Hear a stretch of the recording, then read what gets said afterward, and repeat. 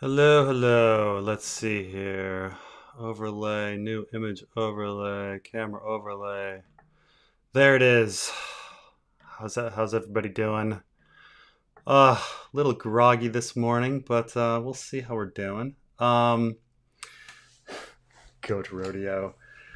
Um, so I put out a survey this week, a few days ago, and I don't know if I mean, it was interesting information about what people are excited about, but I'm totally not ready to pursue like a Jaime chapter, which has ended up like being the chapter with the most interest. I was actually really surprised about that. Because it's not, I mean, it's not like Jaime and Brienne. It's not something I wonder about, but at the same time, like, um, the other options out there, like Sam and the prologue and Elaine, like, I find personally more interesting. But the so it was interesting information, though. I'm just not ready to pursue Jaime. So I guess I'm going to disappoint the plurality of people. Though it did get me thinking about the prologue a bit more. And so one of the things with the prologue I was thinking about is, so there's this fan headcanon that, so in an interview, or not, yeah, it was in an interview, George R. R. Martin mentioned they were asking him about characters that are dead and alive in the show and book, and if there's a difference. And he mentioned Jeyne Westerling as somebody that never appeared in the show, and I'm gonna get to this. but but he mentioned that Jeyne Westerling was not in the show, and that she was still alive in the book, and that she would appear in the prologue of the Winds of Winter. And this got the fandom into kind of a headcanon situation, which they made a lot of, like, in my opinion, incorrect assumptions about what the prologue is going to be about. So, like, the last time Jaime sees Jeyne Westerling, she's being taken to off to the Westerlands with Forley Prester and a huge contingent. I think it's 400 men. And he made it so huge because he was scared that the Brotherhood Without Banners would attack and try to release Edmure and Jeyne Westerling. Now, I think that because Jaime feared that there would be an attack, it got into the headcanon of the fandom that the prologue will be some sort of attack on this party, and that, especially if people kind of believe the old classic Grand Northern conspiracy theory, which includes the fact that the Brotherhood Without Banners is part of the conspiracy to put Jon on the throne, and that Catelyn wants to crown Jon because she feels guilty about being mean to him. It's a bit far, but I think that, like, releasing all of these important Northerners or something was in the headcanon of the fandom. Now, the problem with this theory about the attack is that, timeline wise, we know that by the time it's the first day of winter, like, where Kevin's moon and the epilogue of A Dance with Dragons, we know that there has been no attack, or at least no one's mentioned anything. And they're mentioning a lot of things. They're mentioning the politics around the kingdom, and Jaime being missing and things like this. And so Jaime being missing is mentioned. I think it's even mentioned in Cersei 1. It's not even mentioned in. So Jaime's been missing since Cersei 1. Cersei 2 happens, and then the epilogue happens. And so we know that at least 2 or 3 weeks has passed since Forley Prester and Jeyne Westerling left for the Westerlands. And so, yeah, no, they totally made it there safely. Like, it's not like there is no attack on the Forley Prester, like, mission, with nothing from Numeria's wolf pack, nothing from the Brotherhood Without Banners. Like, it just didn't happen. as far as we can tell. Like, or else just everybody just failed to mention it. They're like, oh, really? There was this massive attack on 400 Lannister men, and our most important like prisoners, like escaped. Like, no one mentions this. So we have to assume that Jeyne Westerling made it safely to either Casterly Rock or the Crag, and it's ambiguous on where she would be. So Edmure is probably getting taken to Casterly Rock along with the other prisoners, but at the same time, Jeyne Westerling might be, put in custody of her parents and brought back to the Crag. So, this is from a lot of thought about what the prologue would be about. And so I started thinking about, like, okay, who would be the point of view from the prologue, and people, another headcanon of the fandom, which maybe is correct, is that the prologues go in an alternating situation where you've got north of the wall perspective in the first, third, and fifth books, and then you have a Maester perspective in the second and fourth book. And so that a Maester perspective would be from the sixth book. So you've got either the Maester at Casterly Rock or the Maester at the Crag, which we have no information about on who that would be. And so bringing this back to the homoerotic aspects of these new chapters. So some of the submissions, yes, have placed a little bit of like homoeroticism on with Balon Swan and Ariel Hotep fighting, but it's not too much. It's just as much as you can kind of expect with like two sweaty men like fighting in the sweaty desert. But I was thinking about one of the most interesting things about if you did a Maester perspective for the Jeyne Westerling would be that it'd be most interesting, and you can reveal the most information if he was the person was a new Maester, and that new Maester had left the Citadel and really just wanted to go back to the Citadel because he was in love with Alleras, completely unaware that Alleras was Sarella, and that that perhaps he shared a kiss with Alleras or something. And anyway, I thought it'd be a very funny situation if that was the Maester, like the new Maester from the Crag had just arrived to take over the post, and that he just really wanted to get back to the Citadel, and so.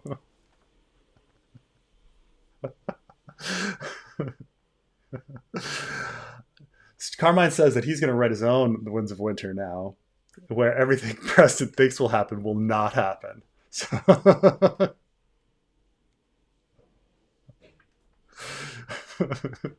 So Benjen is Euron and Samwell. Oh man. And Jon and Danny are going to like get married and sit on the Iron Throne in the end, and they're going to use dragons to just defeat the others, and it's going to be happy times. And then there'll be a long Lord of the Rings like epilogue, which describes like what the houses do for the next like 300 years.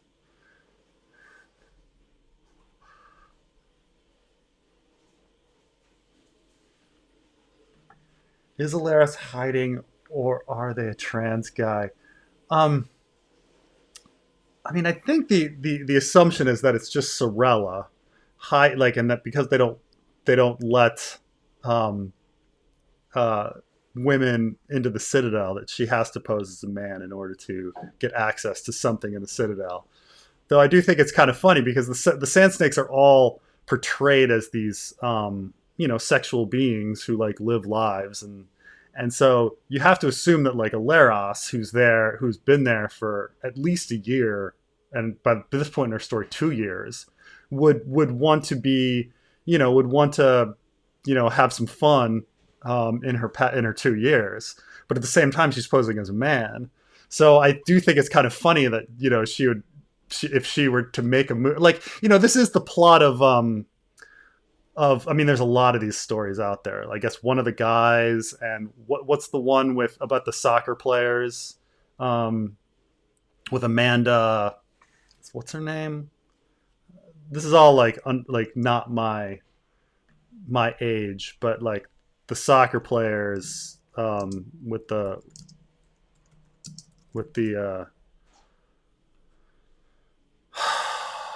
I mean, what was her name with?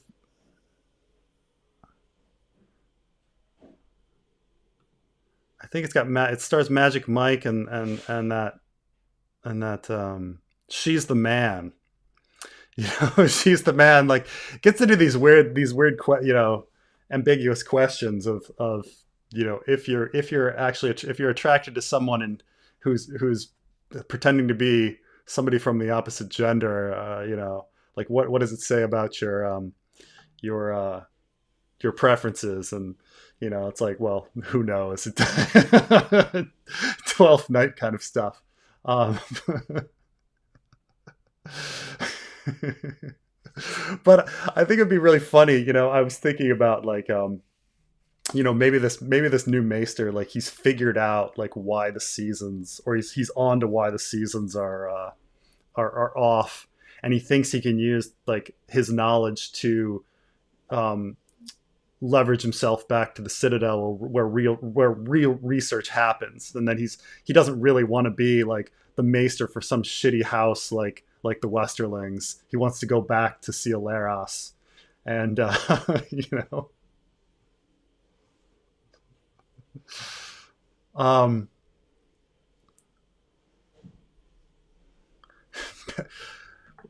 wait, does it happen in Bendit like Beckham too? Does she pretend to be a boy in that? Oh yeah, you're right. Mulan too. Yeah. Like, yeah, there's a lot of stories. Um,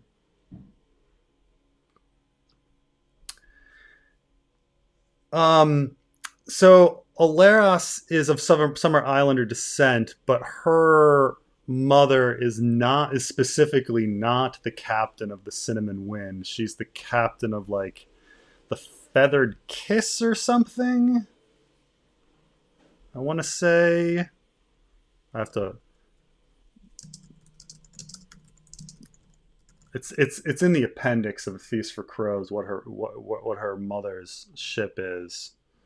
Um, but so I don't actually.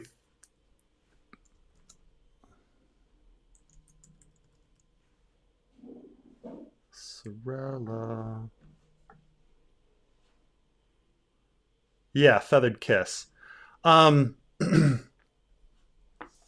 I mean, so on the one hand, there's not that direct connection, but at the same time, it's a little bit of a coincidence that Marwyn, who she's working closely with, jumps on the Cinnamon Wind, another Summer Islander ship, and that while on the Cinnamon Wind themselves, like, um, they have Aemon has a vision of the Sphinx, and the Sphinx is the riddle, and things like this. So I don't know if yeah, I don't know if the Feathered Kiss will ever appear, but the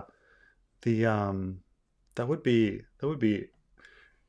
interesting. Yeah, I haven't really thought about where the Feathered Kiss would be, or what Sorella's mom is doing.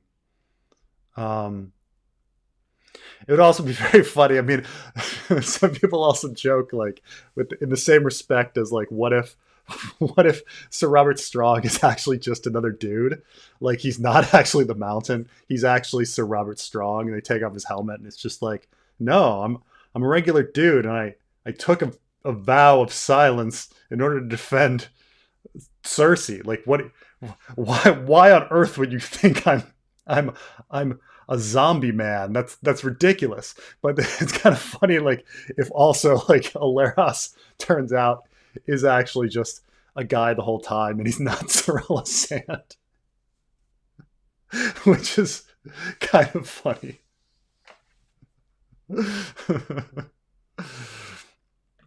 Maybe Marwyn is a racist and thinks that all Summer Islanders must be related to Alleras. Yeah, I'm at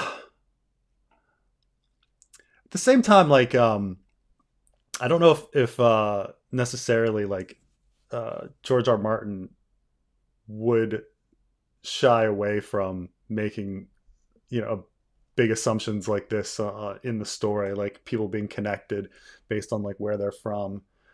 Even though in the real world, it's just like, come on, like they just Summer Islands has like hundreds of thousands of people. Like, is everybody going to are they all going to know each other? Uh, so, um,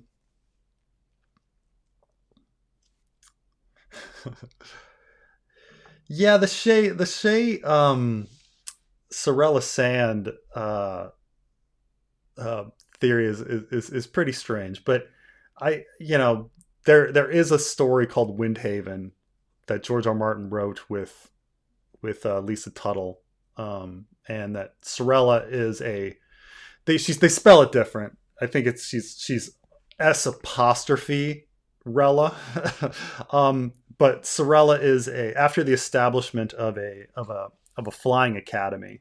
So the first book is essentially like the post-apocalyptic world, post-interregnum kind of thing, where these people using solar sails like go to a different planet, and then they lose the technology to use the solar sails for interstellar space flight, but they use the solar sails as they live on this really windy planet, and they use the solar sails as mailmen, and people use them as wings, and they fly to each other's island, and that's their communication system, kind of like ravens.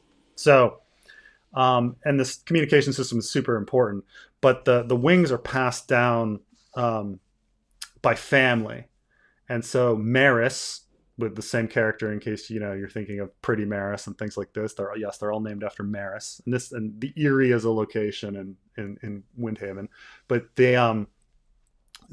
Maris learns how to. She stumbles upon some wings from a crashed flyer and learns how to fly, and then at the end they call a great council, and she speaks at the great council and convinces them that wings should be there should be an academy, and that people should study at this academy, and then whoever are the best flyers should get the wings and things like that, and they can challenge people that had previous wings.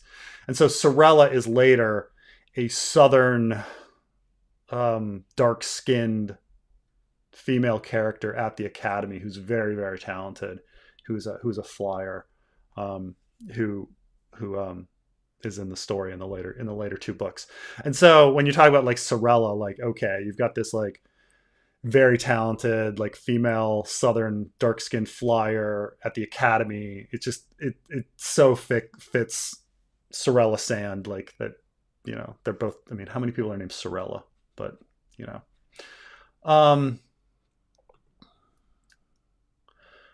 theory, John Warg's Ghost, but we realized that it's in Game of Thrones Bran 1 and Ghost's point of view. It's why why his eyes are already open. Ghost was time traveling John all along. The let's see.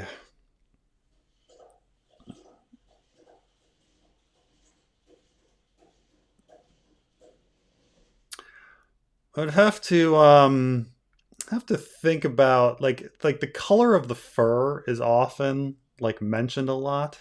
Um Also, like the howling. I think Bran does a lot of howling, um, in his point of view as a direwolf, which Ghost, of course, is mute. So I think those would be in the way of the Ghost is time traveling the entire time kind of situation. Um, but I have to look through that kind of situation. The maybe Sarella and Alleras are twins. Maybe, but I don't know if they've people have never mentioned Oberyn Martell having a son. Of course, Sarella and Alleras could be twins, and they're both women, and we just don't know where Sarella is.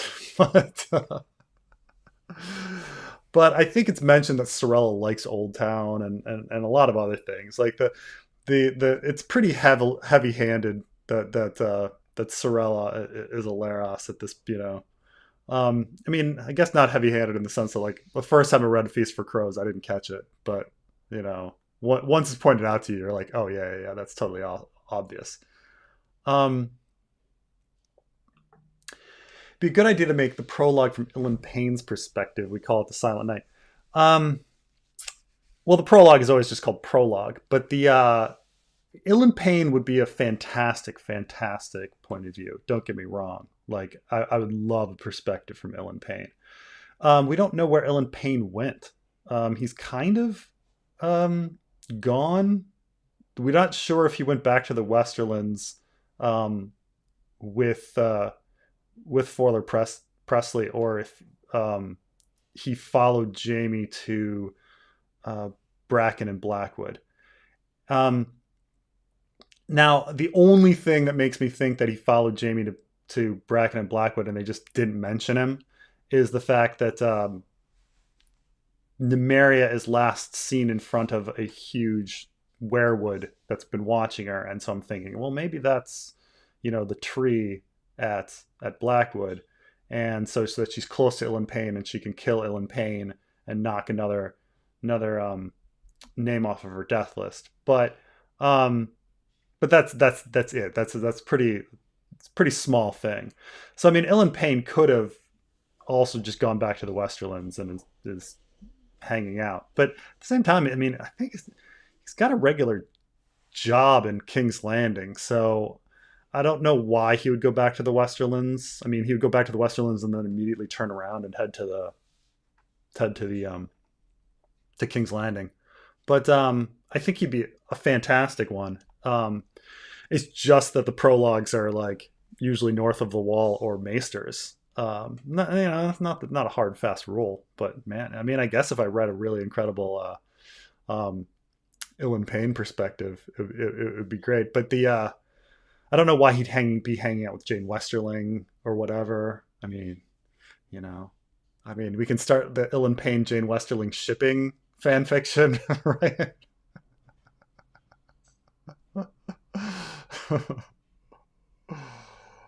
um,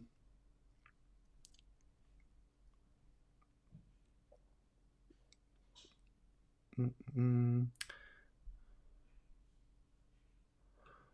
Parallel between Oberyn and Craster. I think there definitely is a loose one where he just has daughters, and it's a little weird.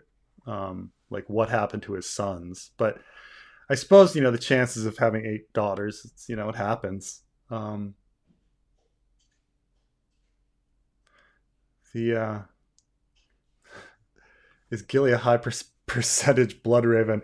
Yeah, if one assumes, and granted, it's you know, I put it into the theory video, but I admit that, like, it's not based on much other than the fact that, like, Craster might have been born around the same time as Bloodraven was Lord Commander of the Kingsguard, and I mean, not Lord Commander of the Kingsguard, Lord Commander of the Night's Watch, and then went off north, and that, you know, he would have been aware of Craster's Keep happening, but and that incest, but so I guess he would have been okay with it. I mean, he might have just set the entire system up and not been having sex with people, but you know, it's certainly interesting if he were. There's something up with the incest and the genetics, and he's the obvious person up there with special genes. But then again, wildlings have special genes too. So I mean, I can argue against myself, but I mean, once you kind of say like this kind of crazy thing, like, oh, Bloodraven is Craster's dad, like, it sounds really nuts. And then you got to, like, sit down and be like, well, we say this based on the fact that, like, the Night's Watch, like, Bloodraven was up there, and they're, you know, he's born around that time, maybe, and Bloodraven would at least know that this keep existed, and maybe it gets, you know, and he's got special genes, and there seems to be something with incest. I mean, people do the incest and special genes thing seems to be very George R. R. Martin. I mean, we have it with the Targaryens, so like the other incest situation.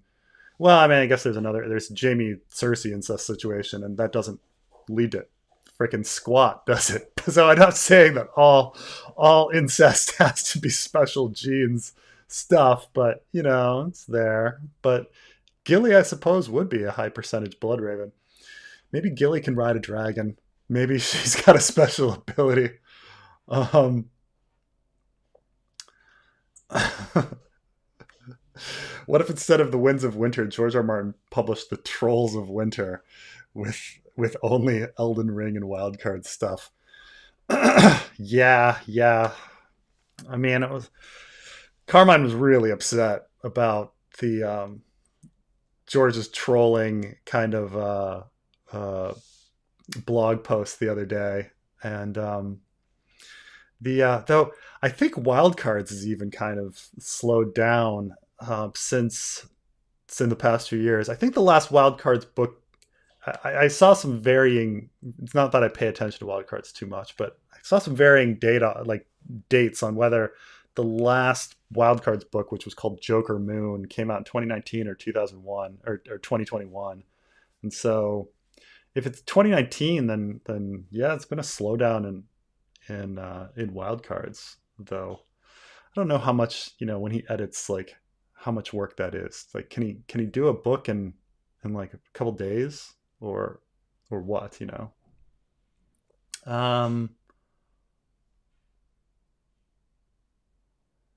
Yeah, I remember something about Doran saying let her play her game in Old Town. It seems pretty you know, she's at least there. It'd be really, really weird if Alleras were not Sarella. Like, it'd be interesting, you know.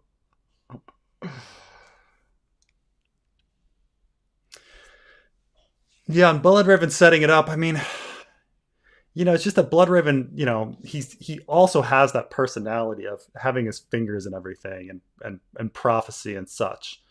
Like, if if if say the reverse were happening, that say Bloodraven is trying to bring back dragons to save the world, which you know seems to be the case, that he's definitely involved in the prophecies of like dragons returning. Um, you know, because he like convinces his brother Aerys to abdicate or to give up the throne and things like that, and study prophecy and go nuts. Um, and so he you know he seems to be involved in screwing people up, and you know Damon Blackfire the second was receiving odd dreams at the time that seemed to be perhaps a ruse from Bloodraven to have him expose himself, and then so say the reverse. Say he wanted dragons and he's trying to stop the others from coming. Like, you'd think that he would try to shut down Craster's Keep or prevent Craster's Keep from happening, but he doesn't. He does, you know, Craster's Keep arises in that time, and so you know you'd think that Bloodraven is somehow complacent in all of that. Um, mm, mm, mm. What do you think happened to Tyrek Lannister? Uh, is he is he has he worked into a horse? Um, he was last seen a horse. Uh, I think I think he has to be a hostage somewhere. Now, the fact that Jaime thinks he's a hostage of Varys makes me think that he's not a hostage of Varys, you know, and that he's a hostage of someone else. So, um, but it introduces this idea that he's a hostage somewhere, that he was kidnapped and that he's being used. So I do think that perhaps Littlefinger has him somewhere, because if not Varys, like, and again, like maybe Varys has him as a hostage, and Jaime just guessed completely correct out of nowhere, which, maybe, but you want to think that he got something. Um, uh, so I think, yeah, but it's based on very little. It's just based on the fact that Jaime thinks that he's been kidnapped and he's being held by Varys. So he's probably been kidnapped and held by somebody else. Like, very little evidence, but yeah, I think it would be useful. It'd be useful if he had Tyrek.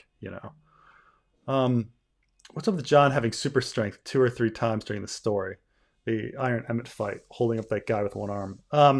Yeah, so Jon, for those who don't know, Jon has the ability to Hulk out. And he hulks out. I'm trying to think. He hulks out once in a Game of Thrones where he Alistair Thorne calls him a bastard, and he all of a sudden hulks out, and like it takes all of his friends to like hold him down, and then he loses time and he ends up in a cell. And this is right before he goes and he fights the White to save Mormont's life. So we kind of think that him being in that position to fight the White like is just so helpful for Jon in impressing Mormont, getting the sword, all of that kind of situation, like having going on the range, like having the ranging happen, all sorts of stuff. So it's so spacey that you got to think that something's messing with Jon's mind. Now, and then later he's fighting Iron Emmett, and the same thing kind of happens. He hulks out and he totally defeats Iron Emmett. And Iron Emmett's a really great fighter. Jon shouldn't be able to do it, but he defeats Iron Emmett, hulking out. And so, and he, in that situation, he tastes blood, which I think is kind of interesting because blood has a metallic taste to it. And like people that have seizures and stuff, like brain stuff, like report tasting metal when these sorts of things happen. I don't know why. I don't know if George was thinking about that, or if it's a coincidence, but I think it's interesting. So I think in both of those situations, Jon's head is getting messed with. He loses time. He gains super strength. Now, where does it come from? I don't know. I think it's some sort of adrenaline rush with like in his brain. Something to do with Ghost combining with him and having that savage energy, something like that. If you're going to go really far, he's using telekinesis to increase his strength. But I think that there's definitely a influencer, whether it be time traveling Bran or Bloodraven or whoever, causing Jon to screwing with Jon's brain, causing him to Hulk out and gain super strength at those moments. But yeah, that's more or less what's going on.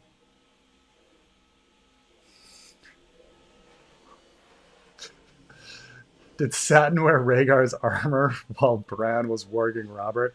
I don't know if was Satin even born yet when Rhaegar was on the Trident. But yeah, again, if you're doing Prologue, and you have a Maester, you can have him know Satin as well, because Satin at some point was in Old Town. He eventually is found, I think, in Gulltown, but he was originally, he's originally from Old Town.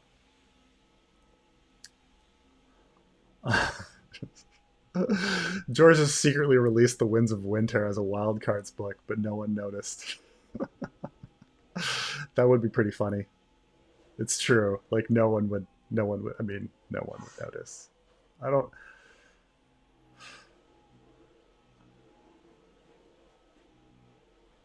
There was a wildcards book in 2021. I guess that was Joker Moon, I thought.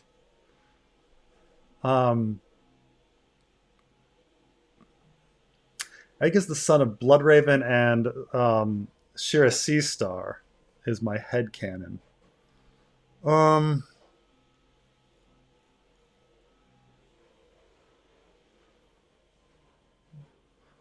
I mean, it would explain a bit, right?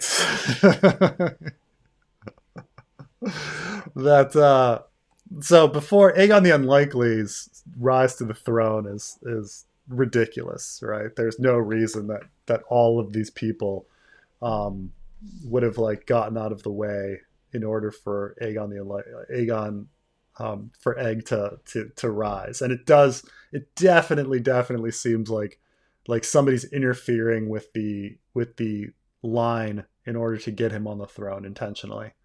Um, and we're not sure why, but of course, like Summerhall happens, and so like somebody thought, my guess is that somebody thought Egg was super important, and he had the special genes, and that he was gonna birth the dragon and all that he was gonna hatch those dragons or something, and that uh, you know that was the reason that now that Egg was put on the throne. Now, yeah, Bloodraven and Shiera Seastar, the idea is we know that Bloodraven is special. And Shiera Seastar, I guess, is special. We know very little about her, but like let's assume that she's just as special as Bittersteel and Bloodraven. And so so he so they probably would have a special kid. So now could you do a baby swap and and and get him in there? Um, let me look up if there's anything about his birth that could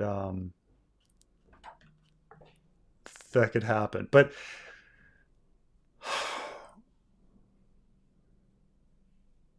let's see. What do we know about him?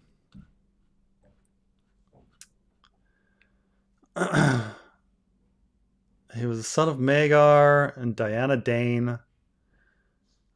I guess we know nothing about his birth. So I guess, though you'd have to get the Maester on board and get that swap in there. Um, Also, let's see here.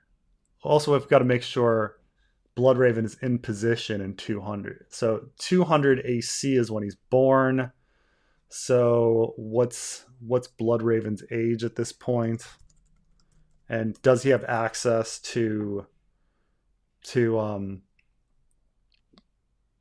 so Bloodraven's about 25 um during this situation. Okay. He's legitimized in 184. And then Daemon's death was okay. Battle of the Blackfire Rebellion happens. Okay. And he wants his own. Okay. I mean, nothing so far. It certainly makes. So far it makes sense. I'm not. Let's look up Shiera Seastar. Let's see her age. Okay, she's about 16 maybe. Um 15 or 16 uh when Bloodraven is around. Can he get it in there? Uh Otherwise we don't know anything about it. Of course, like if she were pregnant around, okay. The only thing I would say is that the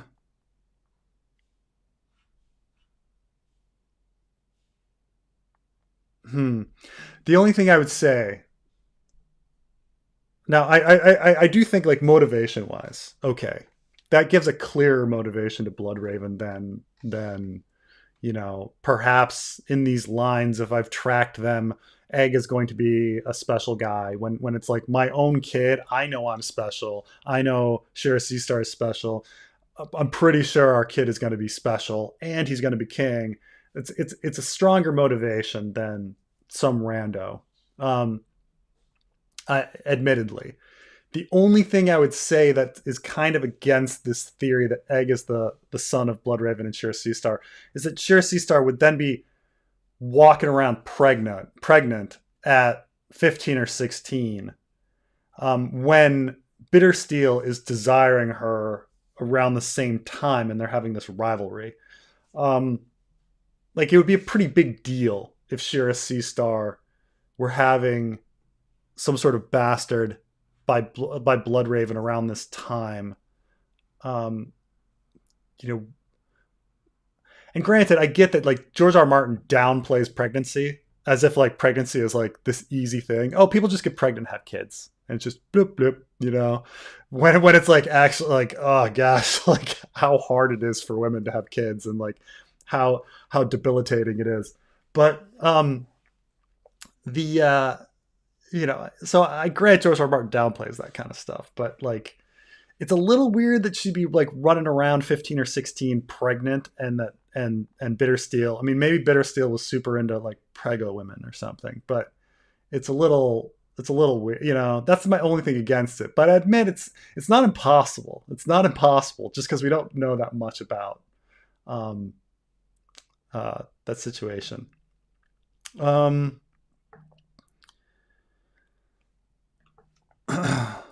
I don't know. You know, it's funny because so this one recently learned about the Greek myth of Actaeon, a hunter who offended a god and who had him eaten by his own dogs. Inspiration for Ramsay's snow, maybe. It's funny. I actually was, you know, big into Greek mythology when I was like young, and I don't know very much about this one. Oh, so he was transformed into a deer and then eaten by his own dogs. Yeah,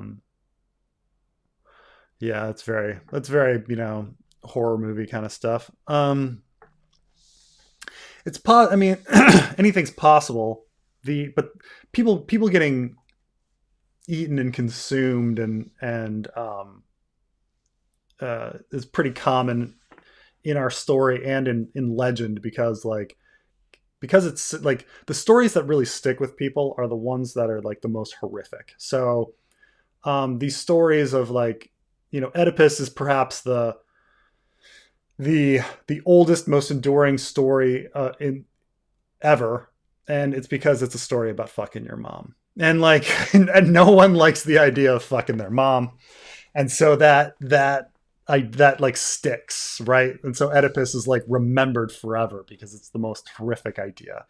And then you're talking like the next creepiest things are things like eating your children, being cannibalized, being eaten yourself, and so these kind of things kind of happen. So I mean, it could be just, there's just a lot of stories about people being eaten.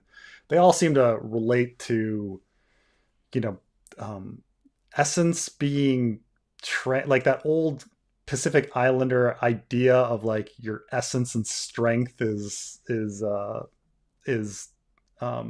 gained when you consume somebody else's flesh. You know, we've never really lost that idea that you are what you eat, which is not really very true. You know, like people are obsessed with like, oh, if I eat all the right foods, I'm gonna you know, live forever. And it's like, well, for the most part, all that just gets broken down into the same like fats and amino acids and whatever in your stomach. So, you know, what you put into your body perhaps has less control, you know, less effect on things as people think. But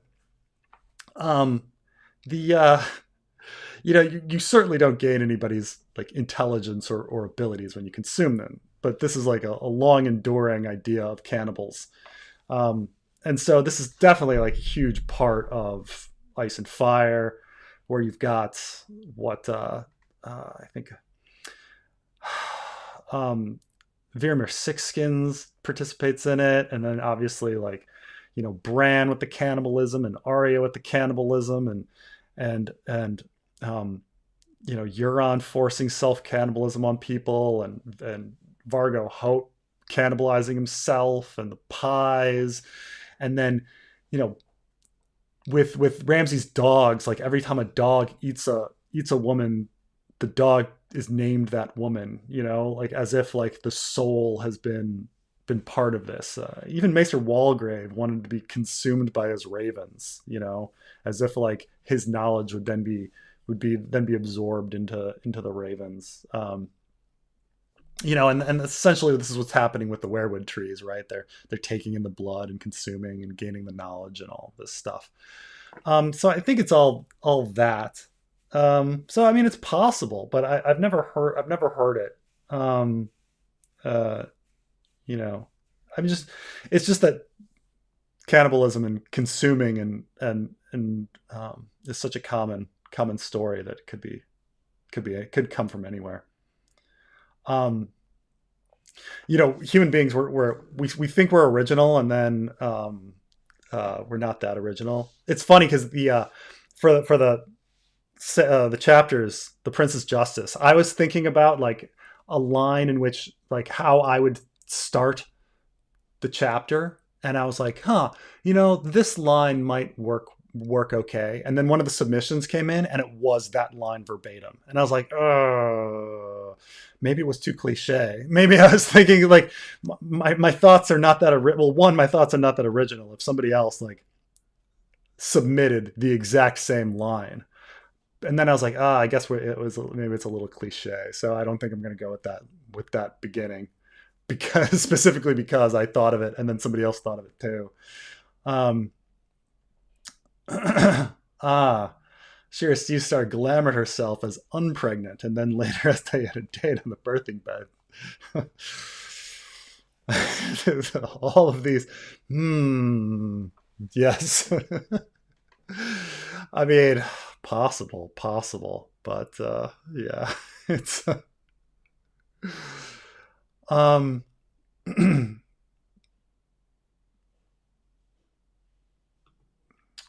you please hash out Bloodraven, Coldhands, and Bran's common current situations? I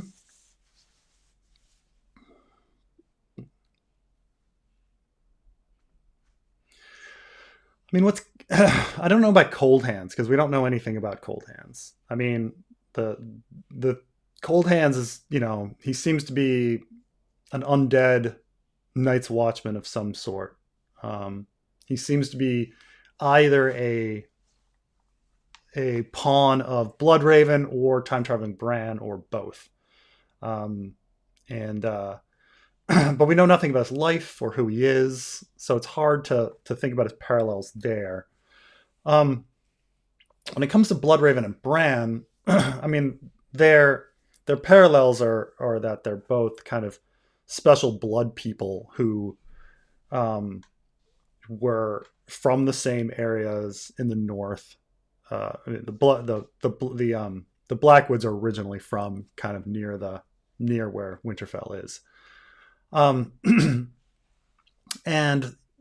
Bloodraven makes the comment that they're both kind of like weak and therefore, strong. But of course, like, I always thought that was a little weird because Bran is made to be weak. He wasn't born weak. Like in the original timeline, Bran was probably a strong, muscle bound Brandon Stark kind of guy. So it's but nonetheless, it seems like their lines were brought together somehow. Bloodraven seemed to be from the conscious thought of Aegon the Unworthy trying to find special women to have sex with, and in a Rhaegar sort of sense.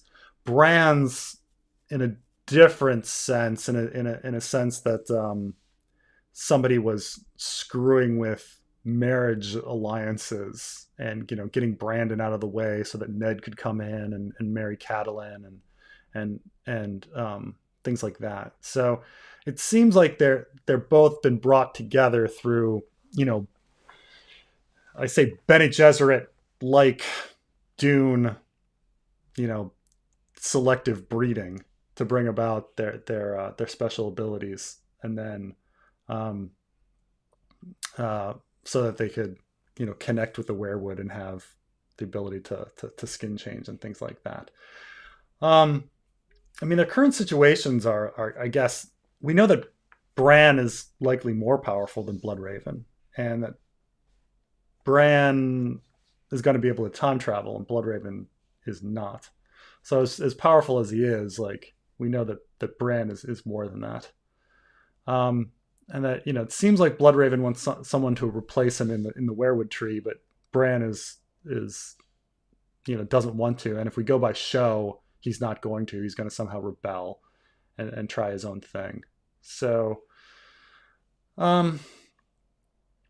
yeah, I mean, I'm not sure what else to say about it. We um, the and there's a lot in time traveling Bran and Night's Watch series where it might even contradict at this point because I've kind of gone on the time traveling Bran phrase line. Shout out from Cleveland. Okay, but could Tyrek Lannister actually be a horse? Probably not. We don't have any evidence that he was a warg and that he was going to be living a second life in a horse. I mean, you know.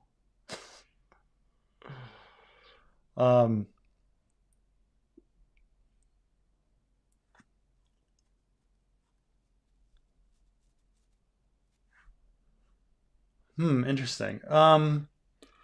Previously did deep you did a deep dive previously into George's track record of love triangles in his work. He does have a history. Does he have a history of child baby swaps in his previous works?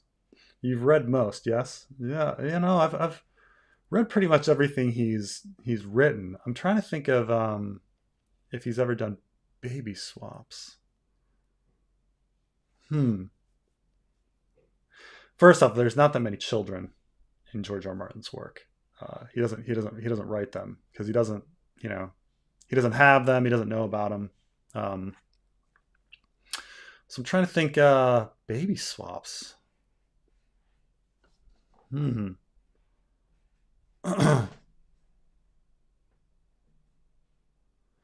might be something strange with lineage in the skin trade. For some reason that rings a bell. He starts talking about lineage somewhat, but there's no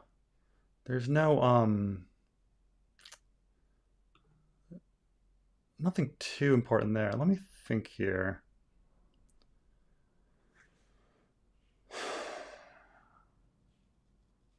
There is something about like it's been so long since I read the skin trade that I can't remember, but I don't think so actually. That there's not that many like child baby swaps so much in his previous work. No. But it's a very good question. I don't think he necessarily has a too much of a history of that. But he occasionally does, people incognito. And, I mean, he does a lot of like big conspiracies. He does. I'm trying to think if he does. He does people incognito as other people. He's done that, mistaken identities. But no, there's just don't remember that many children. There's just not that many children in his previous work. So yeah, fair enough. So if you want to throw water on a lot of baby swap theories, it's true that I can't think of many. I mean, if something comes to me, I'll bring that up. Eddard Stark was fostered by Jon Arryn since he was a kid. Maybe that's why he didn't believe in White Walkers. In Game of Thrones, and also the reason he was so honorable. Maybe he's more Arryn than Stark. I definitely think that this is, logically speaking, that this would happen. In fact, why Ned doesn't joust and all sorts of other things is a bit odd and weird, actually. And the fact that he's still quite religious and goes to pray is a little odd, because I think he goes off to the Vale when he's like 8. and it's pretty rare for someone to be raised in a completely different uh, um, environment where you're observing a completely different religion around you, where you wouldn't either become kind of agnostic or atheist or convert to that new religion. It's very odd to when you have no other people around you to help support your beliefs, to cling to them. Um, because we are creatures of of community, and it's like you're hanging out with your best friend Rob Robert Baratheon, and you're looking up to John Arryn as your father figure your whole life, and they are sitting there praying in septs, following the faith of the seven, and you're just gonna like secretly believe in the corner that actually like my childhood home of Weirwoods is totally like the true religion, and I'm gonna keep it to myself. When there's not a single other northerner around you in your formative like years. It's yeah, it's actually a bit off. Ned Stark should absolutely be more Vale-like in his beliefs. But it's the same with Quentin. Quentin is so academic and so much like his father when in fact uh, when in fact he should be more like the Ironwoods.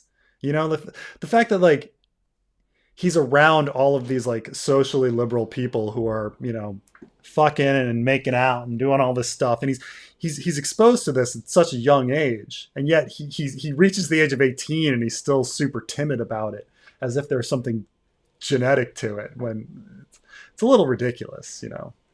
Um, so I think you are right that he shouldn't believe in White Walkers. It should actually be further. He should not even be like a big follower of of the old gods or any of that. He should. I mean, we can kind of say like, okay, this is the reason he allowed like Catelyn to build a sept when no other Stark did and stuff like that. But he shouldn't be that strong in the faith. He shouldn't be um, so northern. Like, the fact that Catelyn is like, oh, the North is so foreign, and he's a northerner and things like that. It's like, is he? He spent his formative years, and I mean, you could think about it another way. Like imagine you had a friend from like, I don't know. I'm just gonna pick a random country. Let's say you had a friend from Austria, and that Austrian like was raised in America from like age 8 to 18. He's got 10 years of being American. He's going to have an American accent, you know, and then you go and you spend time with him and live with him in Austria.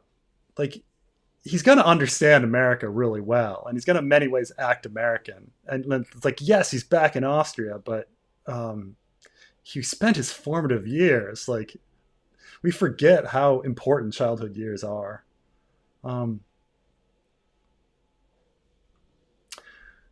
Bran's strong in original timeline, but can't escape a pit.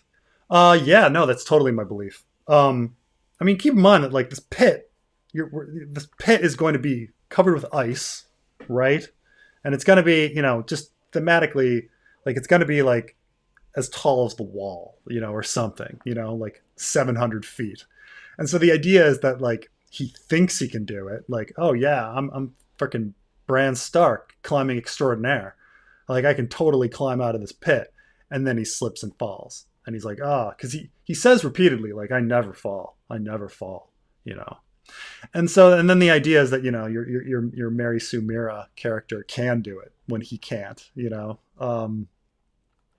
But yeah, that's totally the idea is that in the original timeline, Bran would be strong. I mean, there's nothing that that says like he would be weak, right? Like, his brothers are all strong. Like, Ned is strong, Brandon Stark's strong, Edmure's strong. Like, all of these people are like fairly big characters. Like Hoster Tully was a big guy when he was young. Like he's got like big bone genes. He seems like a super healthy, athletic kid. He wanted to train to be a knight. So I imagine in the original timeline he did train to be a knight. You know, he would have definitely been like a strong dude. And then just he messed up. He got arrogant. Um, have you watched Glytus's Drogo theory? If I have, I've forgotten about it. I know he had a lot of jokes about the horse and Drogo warging the horse before it got. But wait, the horse got killed. Well, wait, a horse got its neck split right before he died. I mean, was there another horse outside? Drogo could have been in the horse. Maybe Drogo is in silver. That's possible. You know, is Drogo a horse? With George R. Martin a baby swap. I think he looks a lot like his dad. Like looking at the pictures. Um,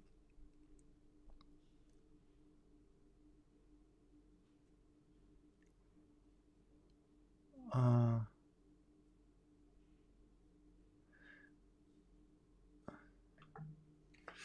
by 8, I'd say Ned's parents could have already instilled werewood worship in him. They could have tried, but I think in my personal opinion, George R. Martin is really discounting like how important um, like the years around puberty and high school, like high school age up to 18 are. Um, like one, it's just like you forget like when we were like how important when you're 12 years old, what everybody else thinks is to you, like how important that is. Um, like how like God, when I was 12, like it was really important that I had Nike shoes because every kid had Nike shoes, and if you didn't have Nike shoes, you were gonna get made fun of at school. And like it was like, and my mother's just like, why am I paying twice as much for shoes? Like that's ridiculous. I'm like, no, mom, I need Nike shoes. I'm gonna get made fun of if I don't have Nike shoes. And like whether there was truth to it or not, and I think there was truth to it. Like kids are horrible, but like um it was really freaking important. And the I've known a lot of like kids that came from other countries who like actively worked on making their accent like American, which I thought was just like, oh man, that's horrible. Like having a foreign accent in America, especially certain type, like is considered very attractive. Like why would you want to lose your accent? It's like I knew people from like Ireland and France, and they're like, oh, I worked really hard on getting rid of my accent. When I was like in high school, and I was like, why would you do that? But you forget that like fitting in and being and doing what the group is doing is so important. I just yeah, it's just hard to believe. It's hard to believe that that Ned, who again, like it's not like these trees talk back to him or anything, and like maybe his dad really like sat him down and was like, oh yes, now these trees are filled with like gods, and you need to it's really important that you pray to these gods. And he's like, okay. Then he gets to the Eyrie, and there's not even a werewood there. What does he go up to like John Aaron's throne and like worse like pray in front of John Aaron's throne? like it's he's just forgetting. He's forgetting how utterly important it is to like and how much we absorb. But even if he doesn't absorb, I'm not saying like he would necessarily need to become a follower of the faith of the Seven, but you'd at least like be at the point where you'd have these two things that you would see as equivalent or equal. Like I know a lot of people who have parents that are of different ethnicities. Like one parent is Jewish and one parent is Christian, and the kid follows neither religion, or considers them both equal, or considers his beliefs an amalgamation of the two or something. Like that's just how the human brain works. It's very difficult. I'm just thinking an 8-year-old like an 8-year-old, like confidently believing that the old gods are the way to go. Like after spending 10 years in a Faith of the Seven dominated area where his father figure, who's more of a father to him than his own dad, and his best friend like follow the Faith of the Seven. It's just so hard to believe. I think it's just a mistake on George R. R. Martin's part to have him be that way. Do you think it's a possibility that Coldhands might be the undead body of brave Danny Flint?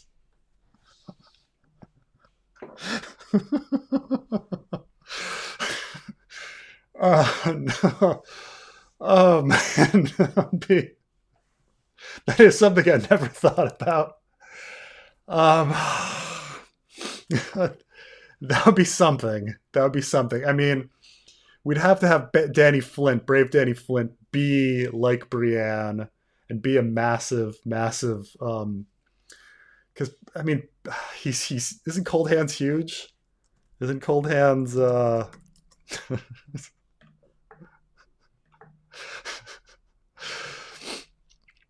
I will grant that, like,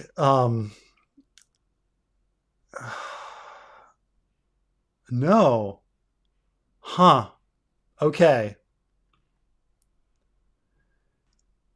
So here is something that has been. I mean, I'll grant that, like, once examining things, it's a little bit different. Okay, so Coldhands, despite all of these like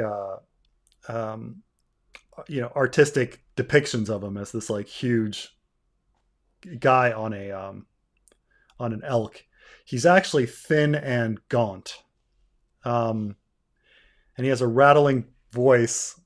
Because you listen to the audiobook and he's got this like deep voice and stuff like that. So although I laughed because it just seems like ridiculous, once you actually examine that, like, if Coldhands is actually really thin and smaller than we think, and like does not have some sort of like booming masculine voice, like, maybe it could be Danny Flint. But I think how long ago did Danny Flint happen? I mean, we don't know how long like these white corpses can stay around, but we kind of get this idea that Danny Flint is from a long time ago, that she's a legend. But that would be that, I have to admit, that's outside the box, and it's a possibility. Now that I examine things, like, I thought that maybe Coldhands was a huge dude. He's not. He's not a huge dude. But okay, that's something to think about. The Coldhands is actually Danny Flint. No one's expecting that. It's true, and I don't have much to. I do not have much to refute it, other than the fact that it appears that Danny Flint is an old story, but we don't know how old Coldhands is. But I don't know, hundreds of years old, thousands of years old. I don't know, but that'd be my only thing, is that Danny Flint seems like an old story. Ned worked the eerie weirwood tree, confirmed. Yes.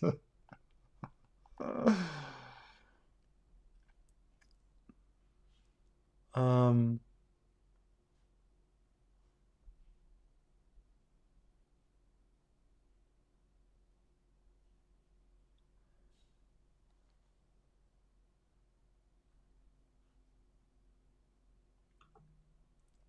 Should House of the Dragon go head to head against the new Lord of the Rings series? Might they delay it? I mean, I don't think they're going to delay it now that they've released the time. I think it's just going to happen. But I don't know. I mean, they happen on different days. I think it was just that fitting in the schedule, like they just had to do it. I'm sure they didn't want to do that, but Um, we'll see. I mean, they've got to prove themselves. I mean, if they're better than Lord of the Rings, then everyone will say like they're going to be this natural comparison of the two at the time, and so it might be more press for both of them. Maybe rising tides raise all ships. Like people will be comparing them and talking about them. Oh, which is better? Which do you think is better, Lord of the Rings? And then it's like, well, I got to go watch Lord of the Rings and determine which one's better. Oh, if I'm only watching Lord of the Rings, I guess I have to watch House of the Dragon to determine which one's better. So I can be part of that conversation. So I don't necessarily think it's a bad move, but everybody just kind of has Amazon Prime membership anyway. So why not check out Lord of the Rings, and then you can talk. But if the conversation is which is better, then you've got to go get your HBO Max subscription.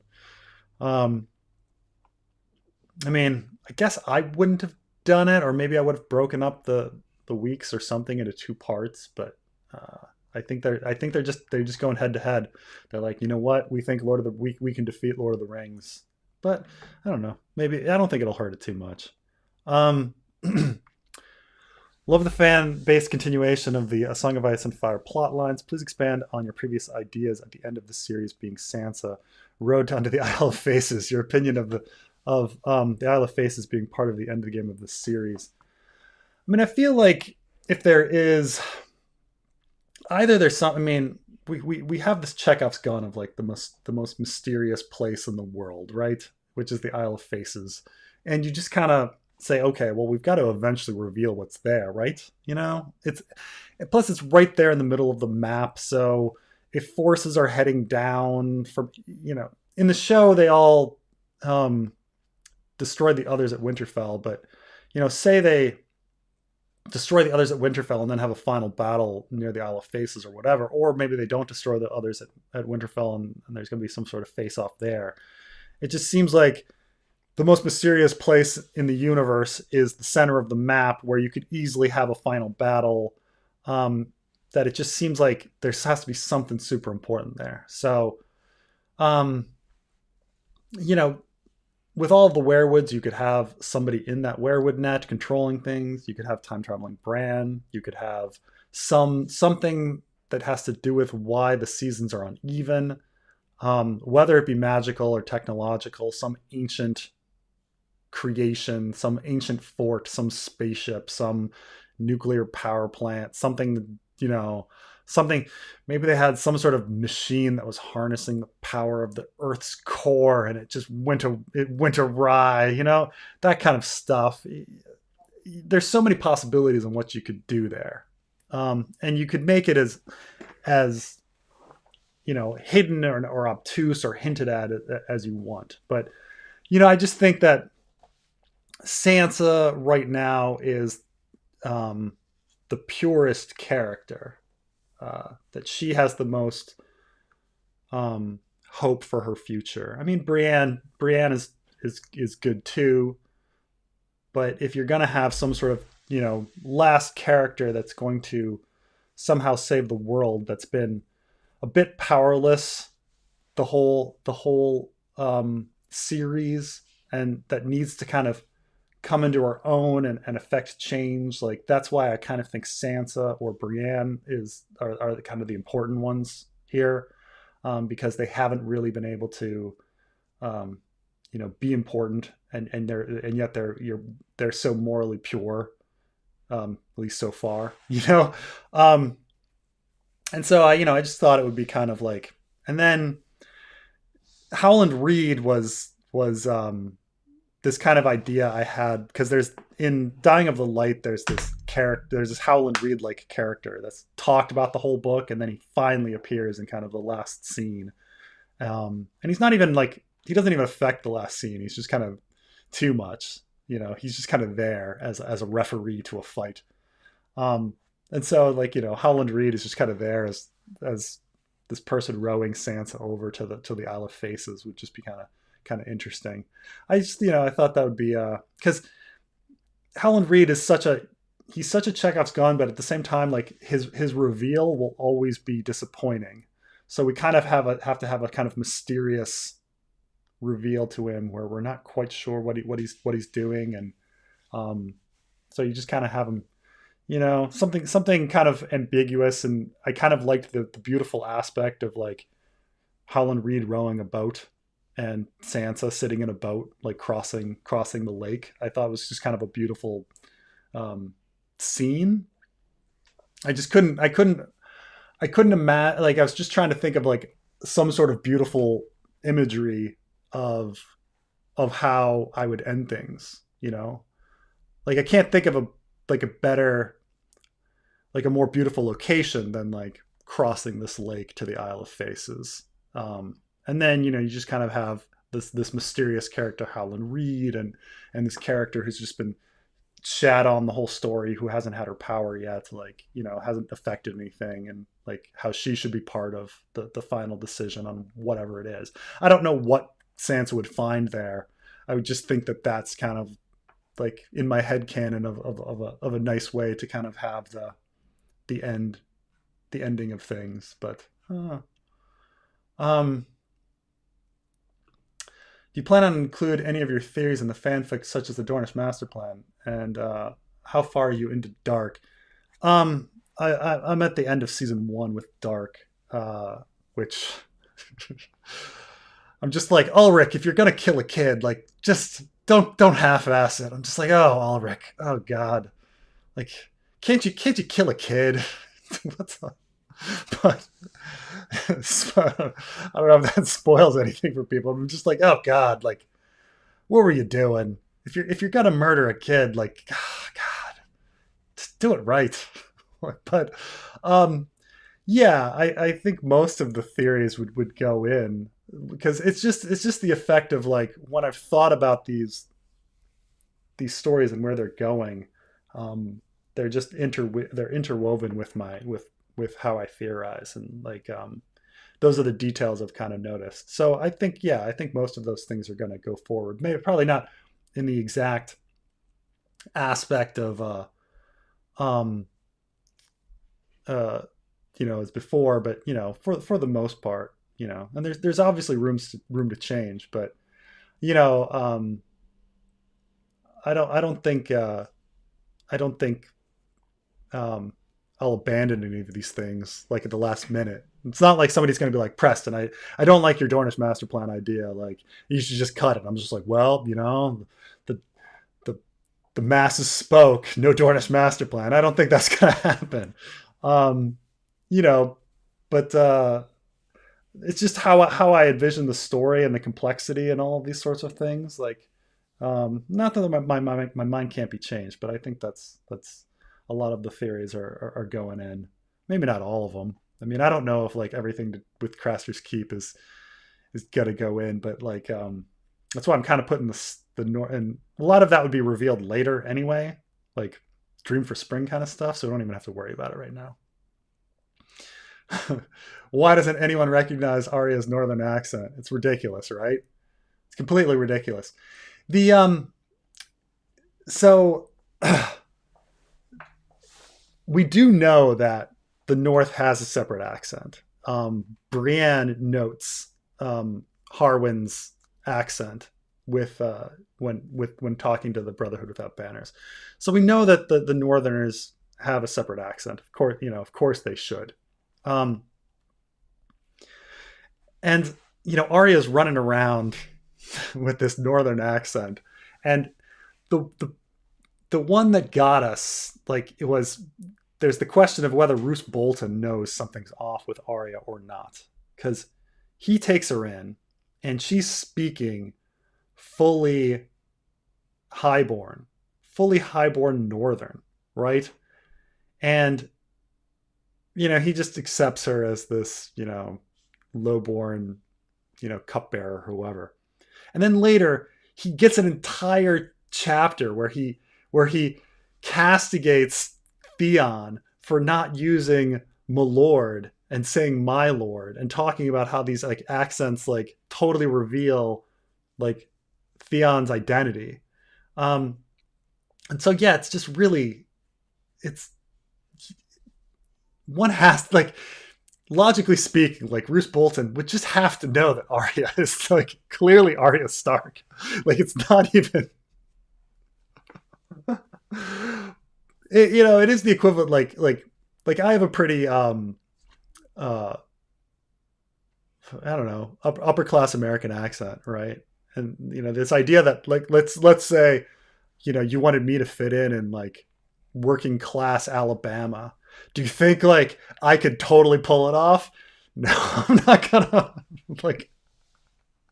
I'm not gonna pull it off. Like people in Alabama are gonna be like immediately are gonna be like, dude, like where are you from? I'm like, no, I'm totally from Alabama.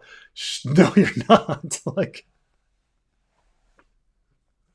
it's these language things are like I say, there's no reason that all of Westeros should be speaking the common tongue. People's accents should totally be known. Like there's no but this is something that happens in fiction a lot. Like you've got these people pretending to be like secret agent movies, whether it be Bond or Dorn or Michael Bourne or Alias or whatever, and they all pretend to be these different ethnicities, and it's like, no, you're never going to be able to pull it off. This happens in fucking. Some people love this scene. It's my least favorite scene of Inglourious Bastards. I may have talked about this before.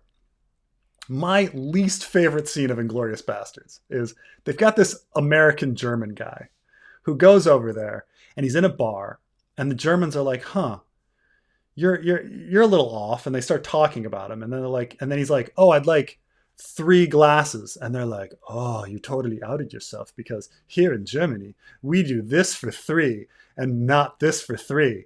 And it's like, look, his accent would have outed him immediately already. Okay, like there's no accent is insanely difficult. You can't fake them. You can't fake accents. Like they're like it's almost like an evolutionary. I think it is an evolutionary tactic of tribes to recognize outsiders. Like you can't infiltrate somebody and put on a fake accent.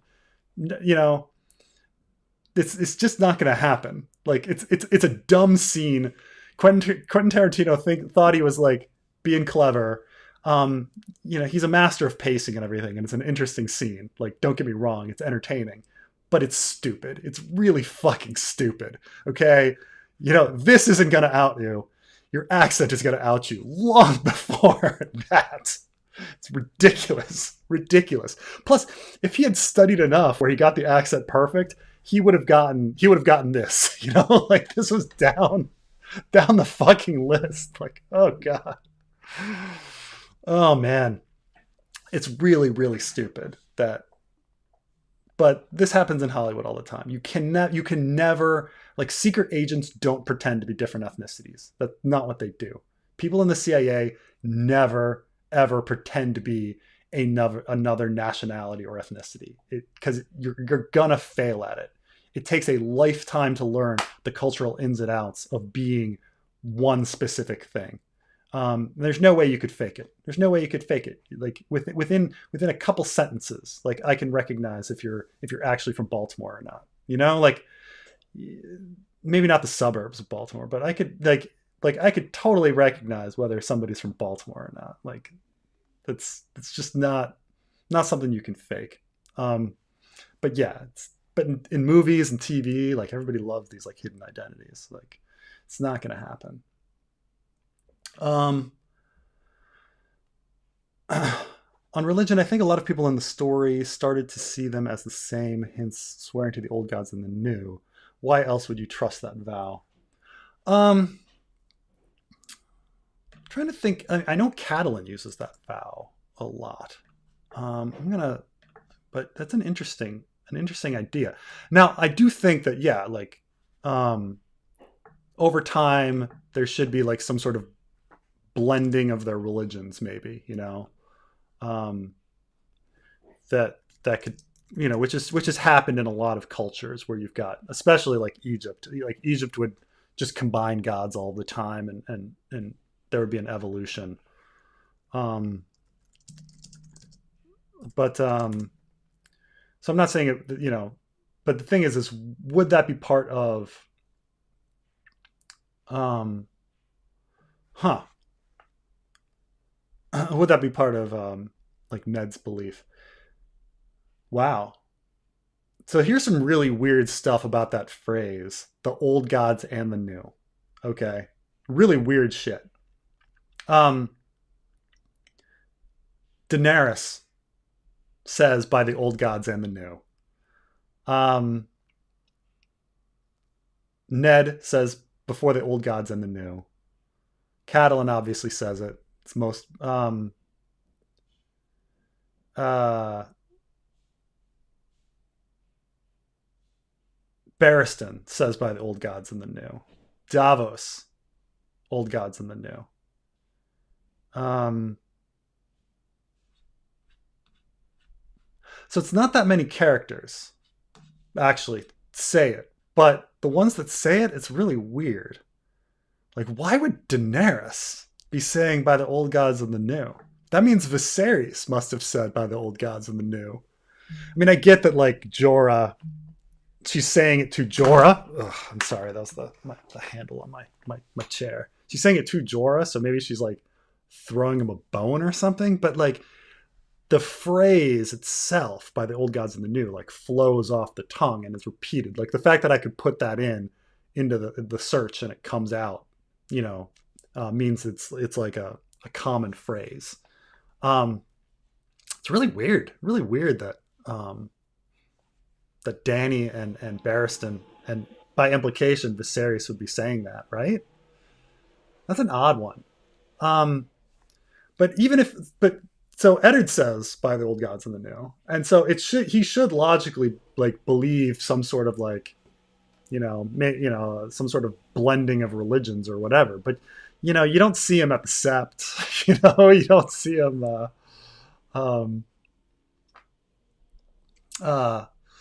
You see him in front of the Heart Tree a lot, as if there was something really special and meaningful for him there. But I mean, I suppose another explanation could be that he felt insecure about the fact that he grew up in the Vale and was trying to make up for it later, and so he was, like, trying to be more northern again, or something strange.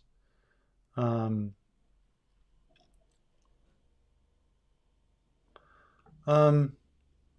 meant that how does Bran manipulating the timeline so that he becomes a cripple help him escape if he couldn't escape when uncrippled? Seems odd.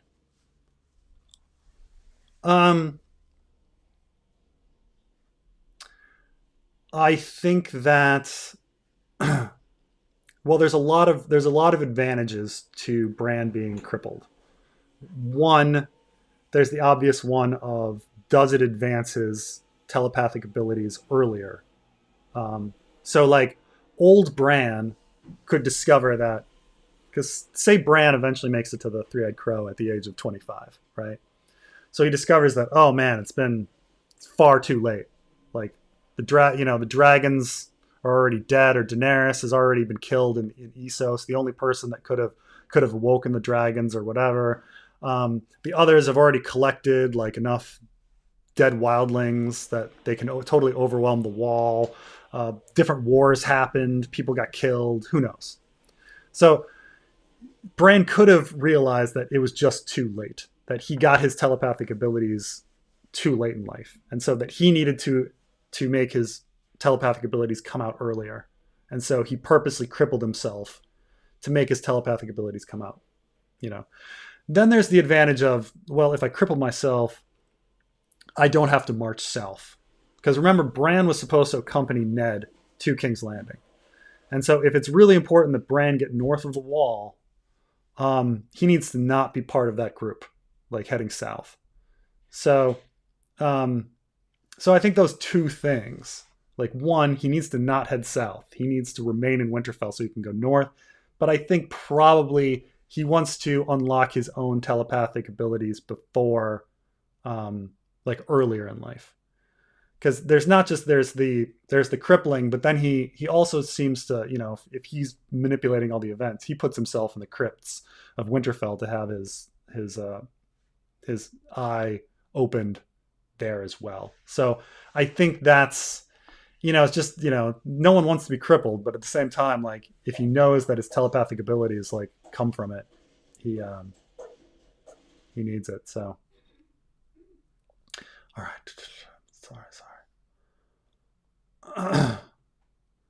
You watching Dark in German? Subbed or dubbed? I'm watching Dark in German. I watched one episode in dubbed, and it's not that I didn't think that the dubbing wasn't done really well, but it's definitely like American acting and American intonation and stuff like that, and it does change the characters a bit.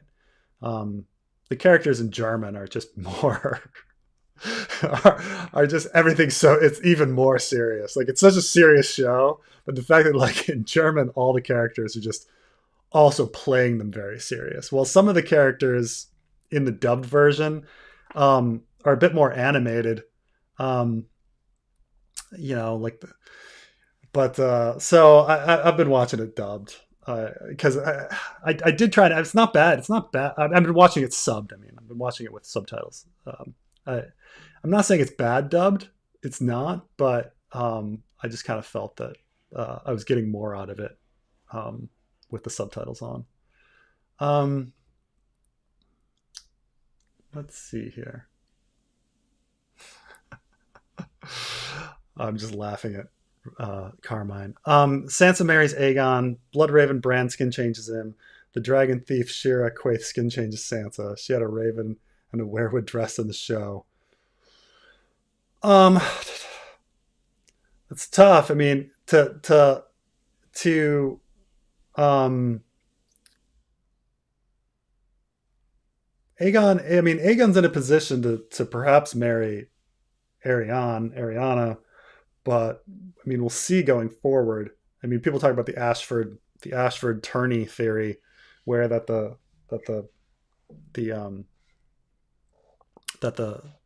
winners of that tourney foreshadow like Sansa's marriage prospects, because there was there's definitely an air. Well, no, the Ashford tourney theory. And I've pushed it before, but actually it's not as strong as people think. But it's so the way the theory goes is that there were 5 winners of the Ashford tourney, and the winners were,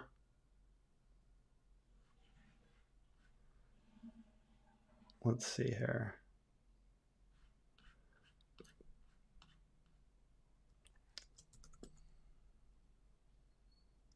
The original 5 champions.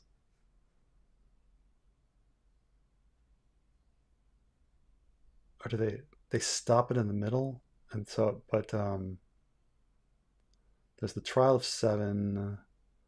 I thought I was going to get the winners here, but so a Lannister defeats. So the original champions are 2 Ashfords, a Tyrell, a Hardying, and a Targaryen. So in the Telts, a Lannister defeats an Ashford, so he's going to be a champion. A Hardying defeats a Targaryen, does a Tyrell, does, and a is that the 5? I'm trying to think here. Targaryen, maybe that's the only ones we know about. It says a Baratheon. Oh yeah, Baratheon. So the 5 winners of the tourney, or so far, are a Baratheon, a Lannister, a Hardying, a Targaryen, and a Tyrell. And so the theory goes for the Ashford tourney theory is that this represents the possible matches for Sansa in our story, because she's originally betrothed to Joffrey, who's a Baratheon, and then she's then betrothed to, well, she thinks about that she's going to be betrothed to Willis, and then or Loras, and then it switches to Tyrion, and then Harry Hardying, and so the last person is a Targaryen. So people think, oh, well, I guess it's going to be Aegon. The weakness of the theory is that she was there. They're forgetting that very briefly she was also somewhat betrothed to Sweet Robin. When she arrives in the Vale, Lysa is like, "Oh, you're going to marry your cousin," and so the theory forgets that that was one of her options. It also has to accept that Joffrey is actually a Baratheon and stuff like that. But on the skin changing, I don't know, because the thing on this is only Bran is able to skin change human beings, so it's tough to believe that Shiera Seastar is strong enough to skin change Sansa. That would be my big thing that I would say would be tough with the theory. Carmine fakes his accent.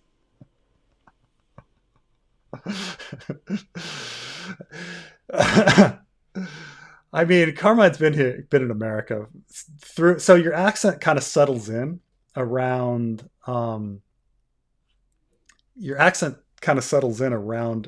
puberty. So it's really tough to change your accent like after the age of like 15 or 16. So it's a weird thing.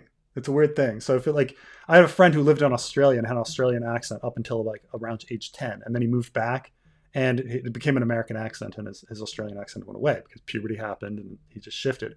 And then people that come over at like 18 and they maintain their accent forever, and people are like, oh, why do you still talk this way? Well, it's just kind of stuck, Now, I used to pretend to have a Southern accent when I was a waitress, and everyone believed it. So there's a little small difference here about accent faking, and this is a big thing about racism in America.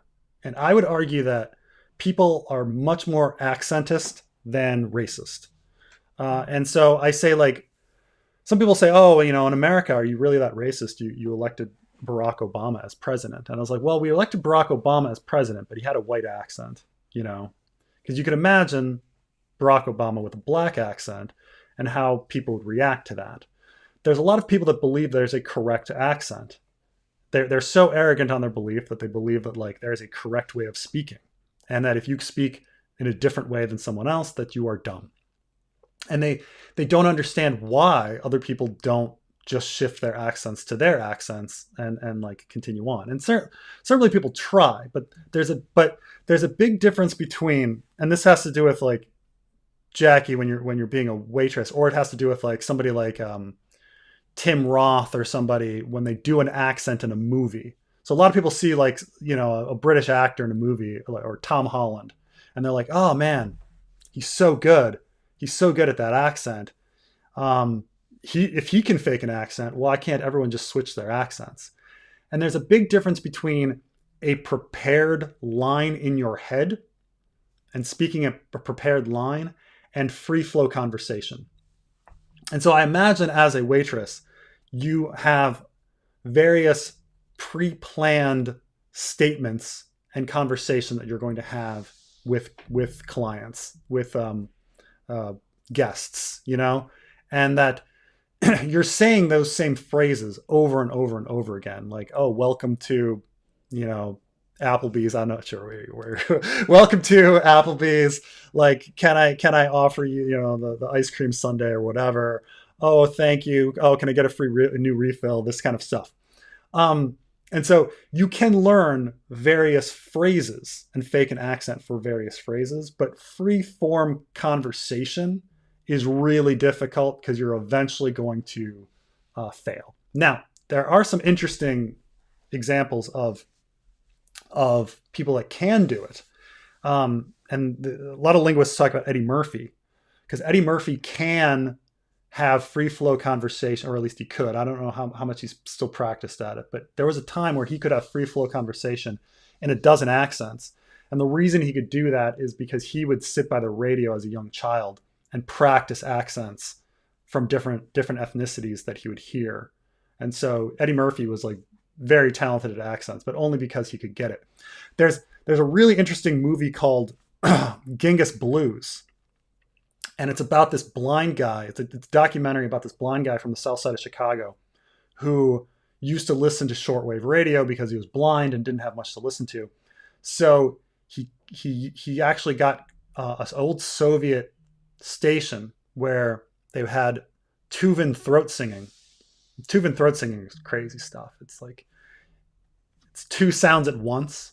Like one sound of your voice is going, and then a higher sound is going, and you cannot do it unless you've practiced it before puberty. Like your throat and language and everything, the language window's closed on it. So like you can only do it if you've practiced before puberty. And so this young blind man who's an old man at this point would practice it when he was young and was able to Tuvan throat sing. And they take him to Tuva in Siberia, and he participates in a Tuvan throat singing festival. It's a really fascinating documentary. But yeah, it's interesting thing about those accents. Like you can't Tuvan throat sing unless you practice when you're a young kid. Do you think we'll see Bran talk directly to any POV in dreams, like in A Song of Leah for Leah? Yeah, probably. I think as his powers continued on, or at least, you know, as a wolf talking to them, I definitely think so. But again, if this book ever came out, so I mean, we'll have to plan that. But no, that's an interesting thought, and I do think that something like that would happen. I mean, he kind of already did. If you think about Jon with Ghost, right? Like Bran talks to him pretty directly in that.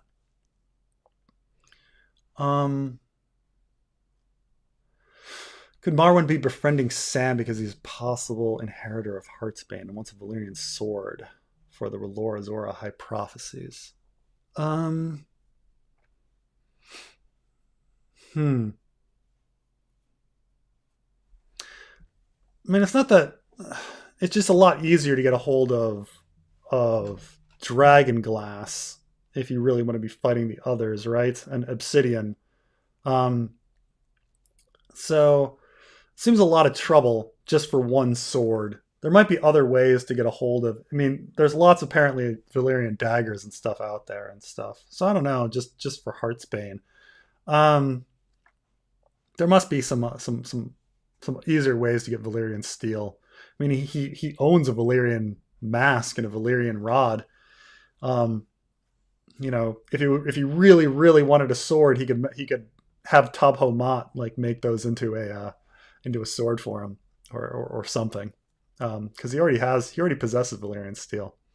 But no, I think Sam is I think he's more interested in Sam. He had his conversation with Sam and he got the information he wanted out of him on Aemon and stuff like that.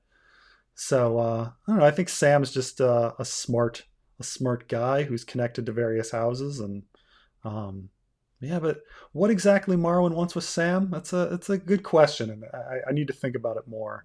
Like what's why Sam's so important, or is he? You know, maybe he's not. If you were going to talk to your childhood self in a dream, what animal would you assume?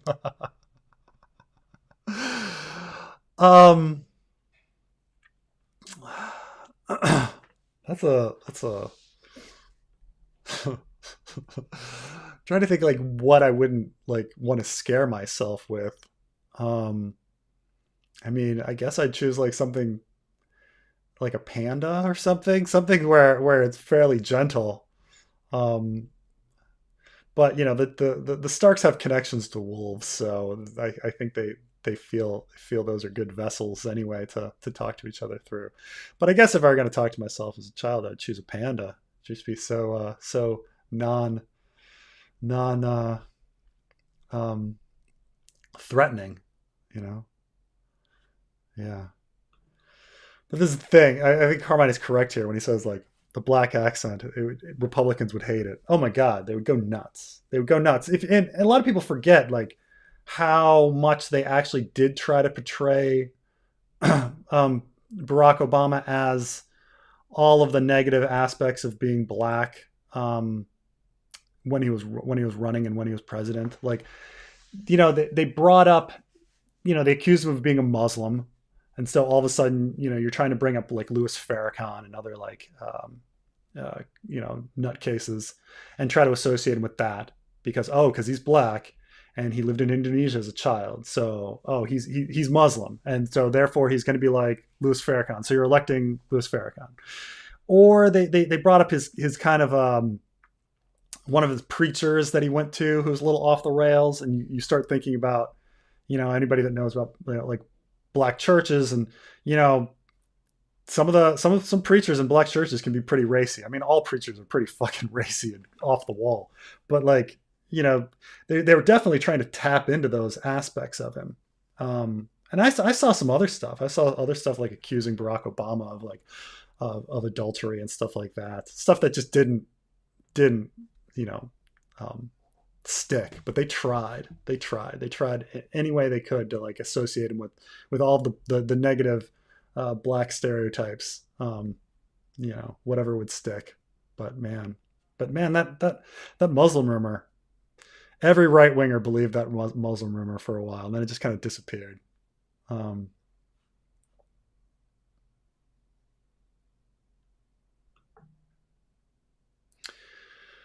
Black people tend to have a white and black accent. My husband goes back and forth on it, but when he gets more excited, more black sounding. And that's the thing is, notice this in other black people too.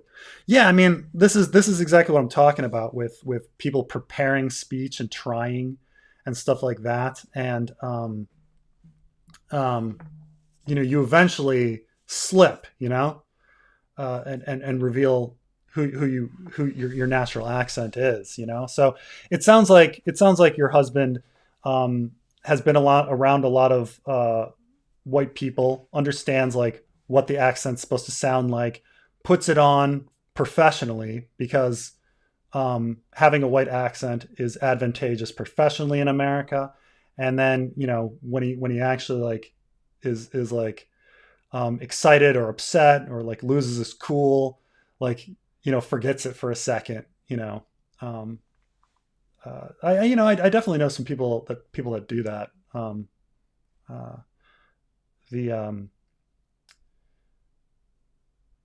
It's funny because in my work, I do a lot of interviewing people and like what people, and then sometimes like before and after the conversation, like how people act, like how people act in interviews is a very different personality and very different accent than what people normally do. Yeah,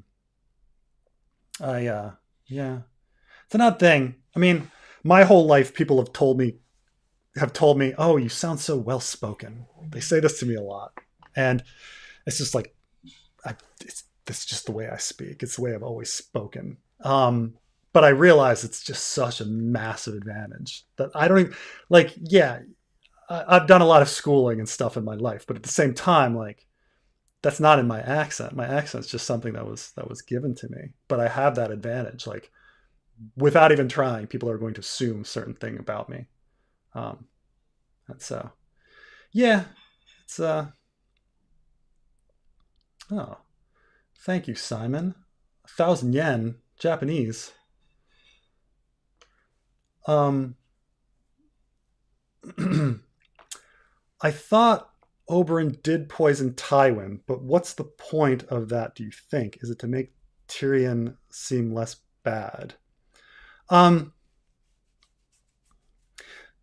I would say that it is, in my opinion, like it's a 100% chance that Tywin was poisoned. Like I don't like I know people that don't believe the theory that Tywin was poisoned, but the evidence of Tywin being poisoned is so incredibly strong. The fact that Pycelle is interviewed about poisons, goes through a whole list, and the only one that he talks about in any depth is widow's blood, which causes death by constipation. And then Tywin does have constipation, and then releases his crap once he dies. Weirdly, like it's not how constipation works. I know that we're talking about the ins and outs of shit, but like Tywin is specifically said to have constipation by Tyrion. And so, and then for some reason his bowels release and everything like goes down like after he dies, which if you're actually constipated, like that means your shit is dried up and like, you know, can't slide out because there's not enough like water in it. Right. So if you die, it shouldn't actually do anything at all. Like it's still stuck in there. So like, I think it's 100% chance. Like also the fact that like Tyrion thinks in his head that Tywin looks like he's been poisoned. So I think it's 100% chance that Tywin was poisoned. Now, whether Oberyn did it is up for debate. And a lot of people could have poisoned him. Varys could have poisoned him, whoever. I think Oberyn is, considering that he came to King's Landing to kill Tywin, is a major suspect. So I would say that like he that he's a good bet, which is like a big part of the Dornish master plan. Is like you kind of take something that's, I mean, anytime with theory, right? You start with something that's really secure, and then you go to something that's like 90%, and then you go to something that's like 50% from that, and over time things become a little less certain. But I think that the point of Oberyn killing Tywin is all part of a kind of Dornish master plan, and that Oberyn went to King's Landing knowing exactly what he was doing, that he wanted to fight the Mountain. Like the fact that like we know that Oberyn went to King's Landing knowing he was going to fight the Mountain is a very interesting thing, right? Because a lot happens to get to the point where he has to fight the Mountain, right? Joffrey needs to die. And then Tyrion needs to go on trial. How would Oberyn know? Why would Oberyn know that he's going to fight the Mountain? Well, it makes sense if he's like poisoning Tywin and then has to go to trial for Tywin's, murder, and then something changed and he's got to somehow like fight the Mountain in a different way. But what's the point from the George R. R. Martin perspective?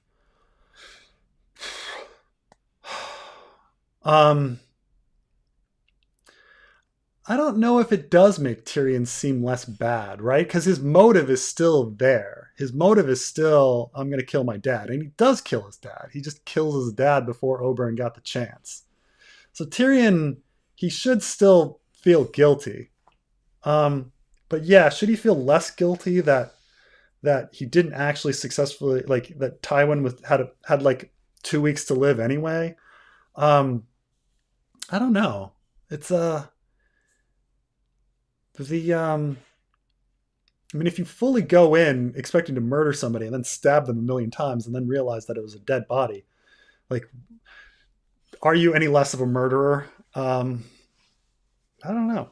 But there's a lot of interesting moral questions about this sort of thing. Like, we can say, let's say you're a drunk driver and you crashed and you killed like a 5-year-old kid. Everyone thinks, oh my gosh, what a horrible human being. You were a drunk driver and you killed a 5-year-old kid. But that's largely due to chance.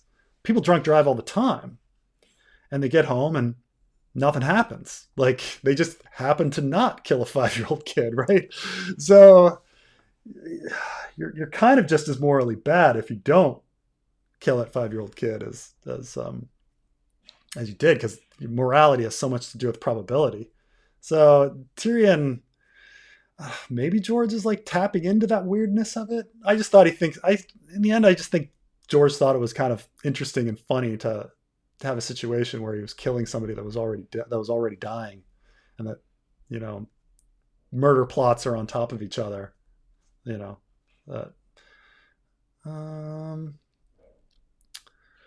Good work on the Sweet Robin fanfic project. When I replaced children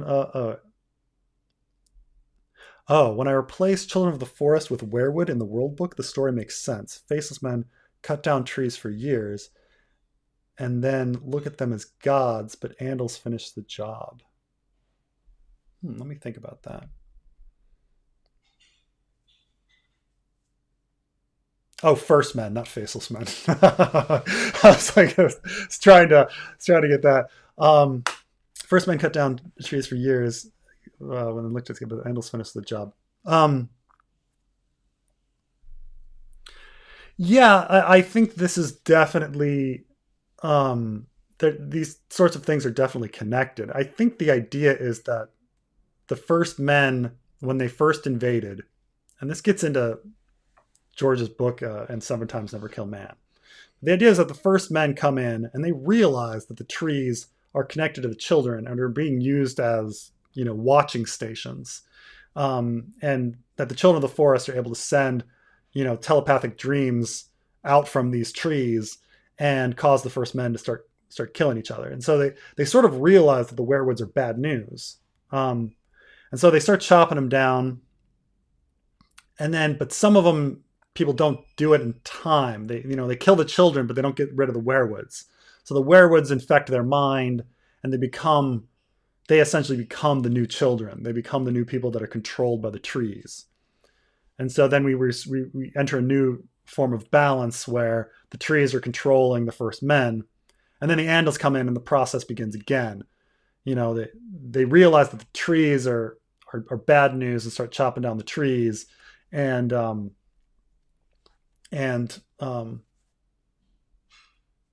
kind of move from there.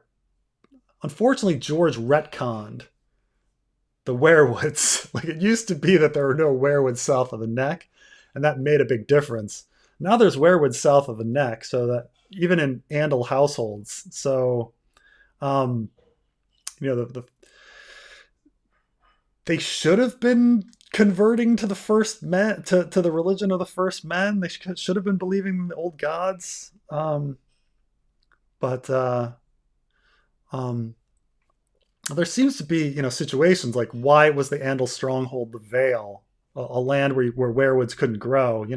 Like, that kind of stuff was definitely in there, that the children of the forest and the werewoods were helping send telepathic visions and things like that. So I think you're on to something, and I mean, you're correct in saying that they're kind of the same thing, and they are.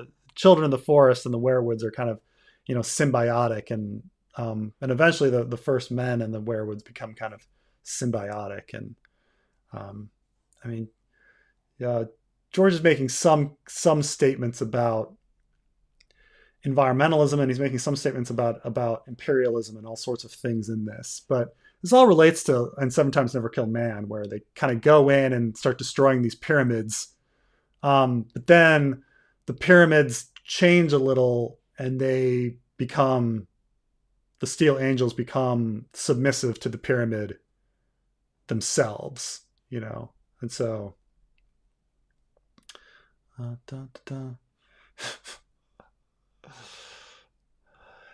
so this is like this ongoing, like, internet possible secret agent man. This is an ongoing, like, thing on the internet, because I see this said about Vosh, and like, people accusing him of being in the CIA and stuff.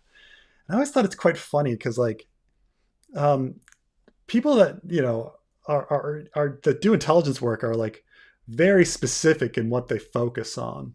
They're not dilettantes like me, where I just kind of, like, know a lot of little stuff about a lot of shit. And they're certainly not talkative people. When you talk to somebody in intelligence, they talk to you about sports and, like, restaurants and things that, like, don't have any substance to them. Like, oh, did you catch that game last night? Oh man, yeah. That's the conversations they had. It's nothing about their personal life, nothing about their personal beliefs, nothing that could, like, clue you into anything. It's just, like, it's very empty conversation,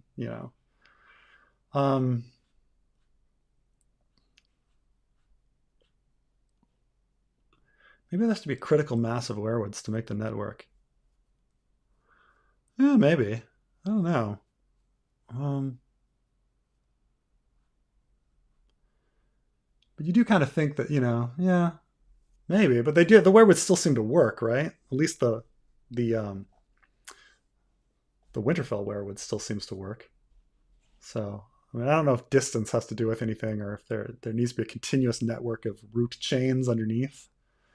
Um, um, yeah, this is the big retcon that Kat said there was no werewoods south of the neck, even though there was a werewood at River Run, which is quite a little retcon. And he started adding them all over the place. I mean, I think that the Arion sample chapter having werewoods like in the forest in the Rainwood is definitely a big one. Um. Anyway, who are the tankies? I think so. I think it actually. He's talking about. So tanky is this online term for um, super left wing communists that are always like defending Russia and like and the Soviet Union. Um, and so yeah, some of them were accusing Vosh of being a CIA agent, like that the CIA was purposely like putting him out there to disrupt like the far left to fight communism, um, which I thought was pretty funny. But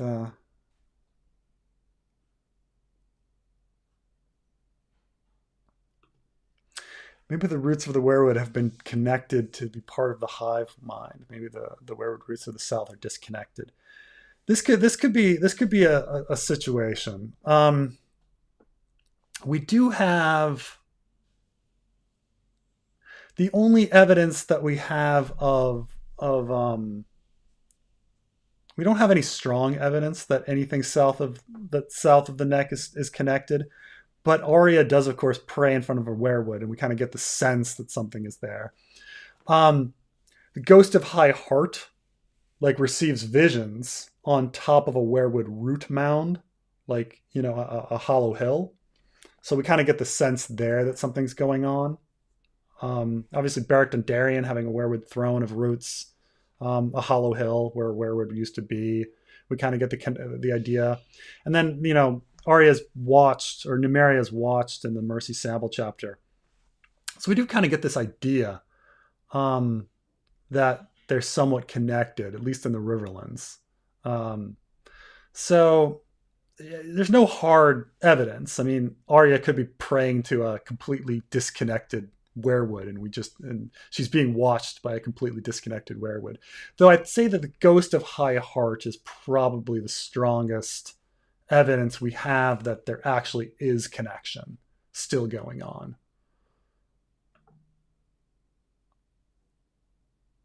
I brought you up to Vosh on one of his streams. Now you guys have to meet up and sit together awkwardly in silence.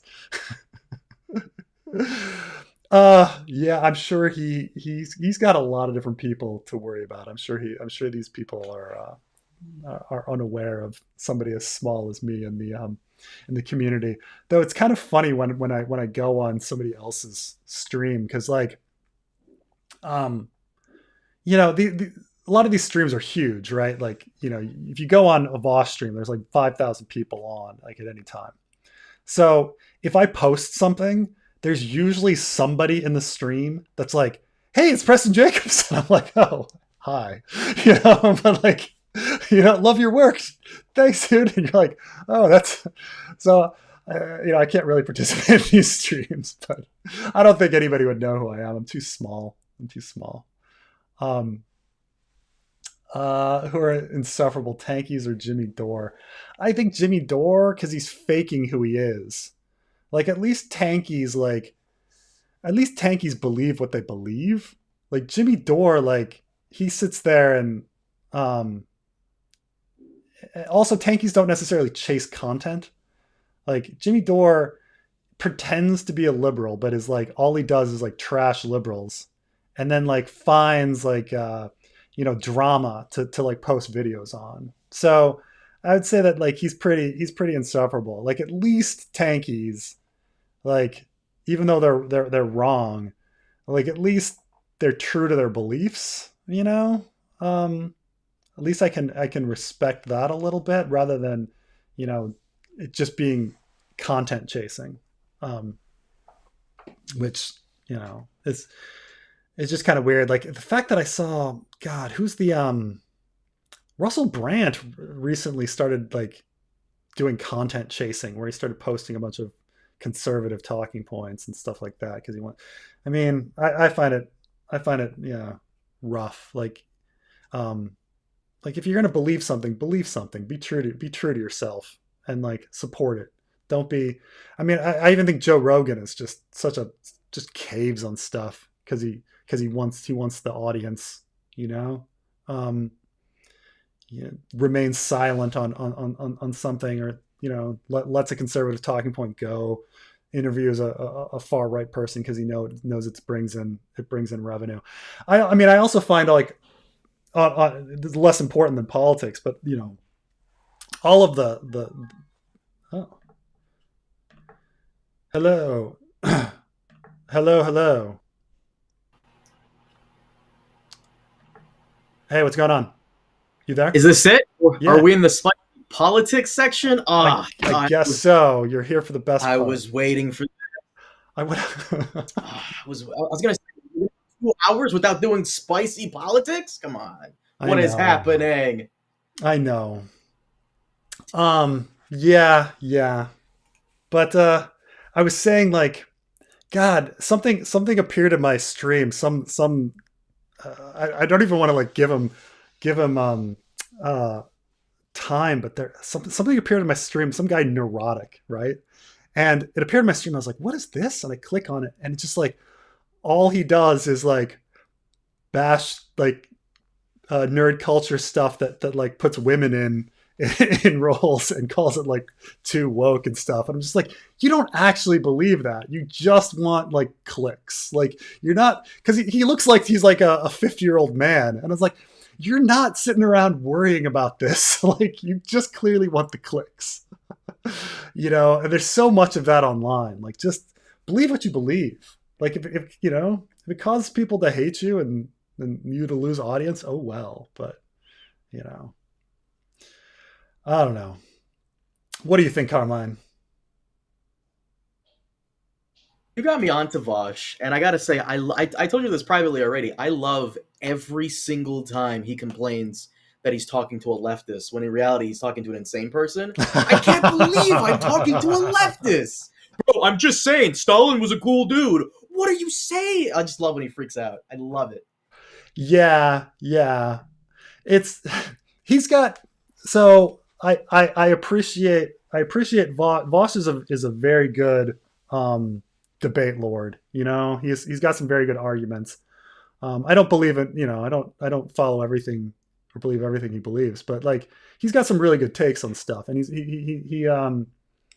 he's very knowledgeable about stuff. So I think he's entertaining too.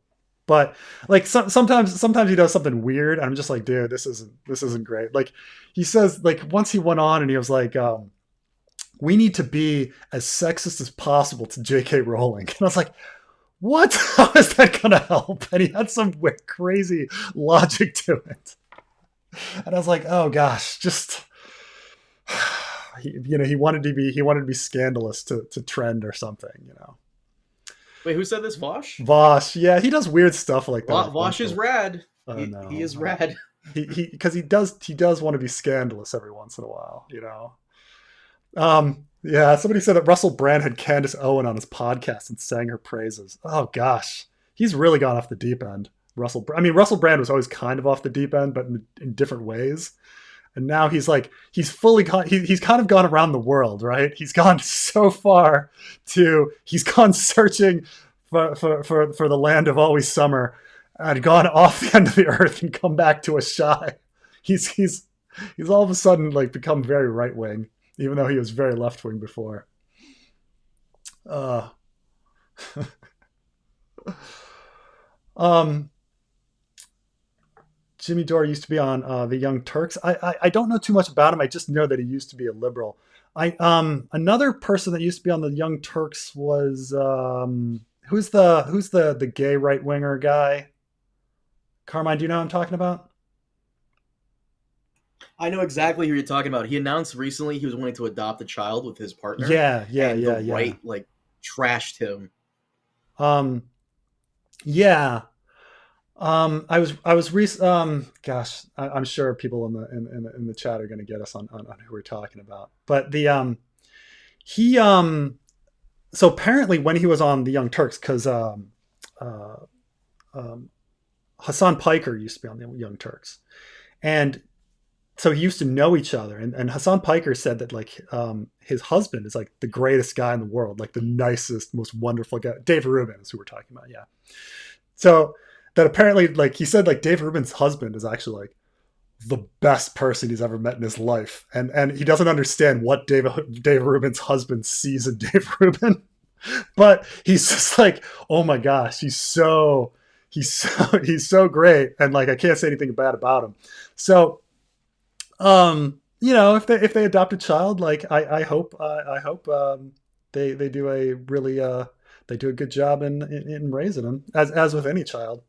But apparently, yeah, like it pushed it a little far. It's like how I talked before about how people were fine with Barack Obama as long as he had a white accent, but if you put a black accent on him, all of a sudden people are like, oh, it's like, oh, they're fine with Dave Rubin being gay and pushing right wing talking points, but him being married and trying to have a child and live a happy life that you know every other normal person is allowed to do normal is is really kind of it was too much for him and that like pushed it. But so a lot of people have been like dropping Dave Rubin since he announced that he was going to adopt a child. Hmm. Reuben is a sandwich. Reuben is his name. I pronounce Reuben and Reuben the same, unfortunately. Is do some people say like Reuben? Reuben versus Reuben? I say them exactly the same. Reuben and Reuben. Um, but that's just my accent. Do you say Reuben and Reuben differently? How would you say the sandwich, Carmine? The way you said it, is there another way to say it? Oh, by the way, that accent thing is so not true. Like, I fake my accent all the time. See, like, normally when I talk to, and this pisses off, like, so many people I Hmm. know, because normally when I'll talk to, like, a Midwesterner, I'll talk, hey, how you doing? Can I get that slice over there? I'll rank up the New York accent, but normally I just talk like a normal person, like a normal American guy. I mean, you sound like you're from Jersey to me. Well, fuck you too. I'm trying to, tone it down. I'm You trying to tone definitely it have down like a an little. East Coast accent to me, but yeah. Got to fit in with the Americans. Got to fit in. I mean, you were here during your puberty formative years, so you have that secured American accent. No one will Hmm. ever like no one would ever listen to you and think you're not American because you were here during your puberty years. Yeah. Um, I thought you would have a follow up to that, Carmine. No, no, no. Yeah, that's right. um, the I'm trying to think of Carmine does sound like he's from New Jersey. I mean, he's straight up Jersey.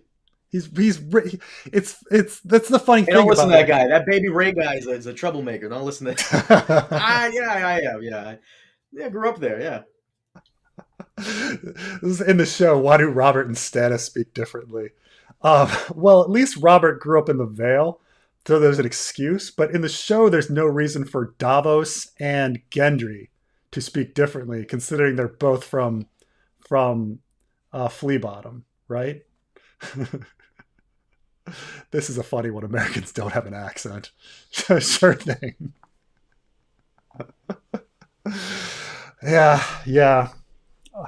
It's just we're all ever since the beginning of time, like it's strange. Like before America came about, like there was everyone had an accent, and then the American nation was born, and accentless speak begun at that point in history. um, where do we send the sample chapters? It's in the description. It's Sweet Robin's fan fiction project at gmail.com. It should be in the description of the video. But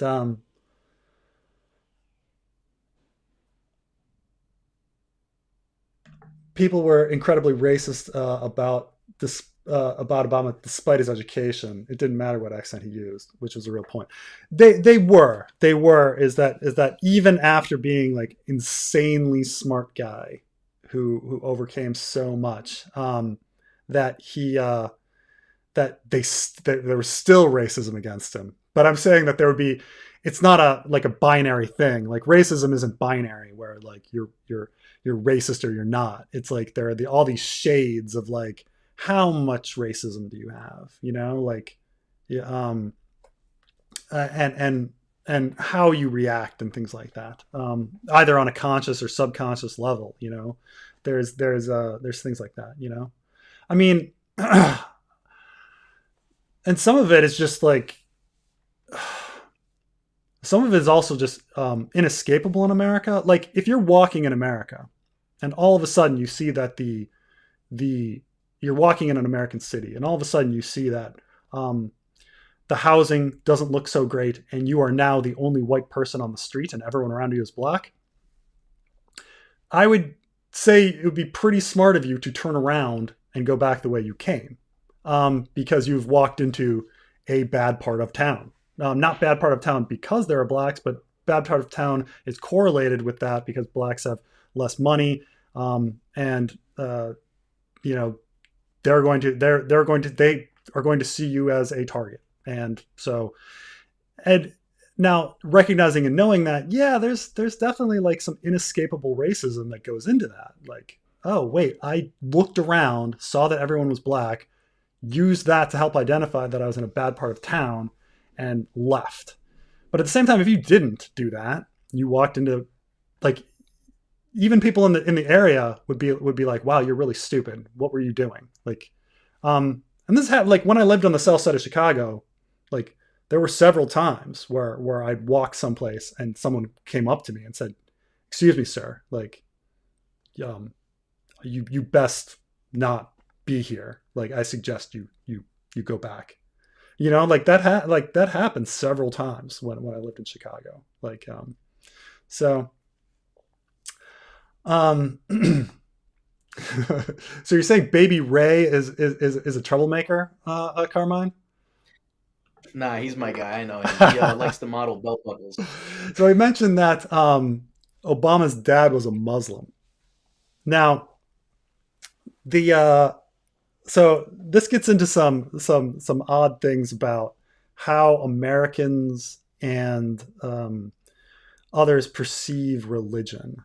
So, like in America and in American culture, you are the religion that you believe.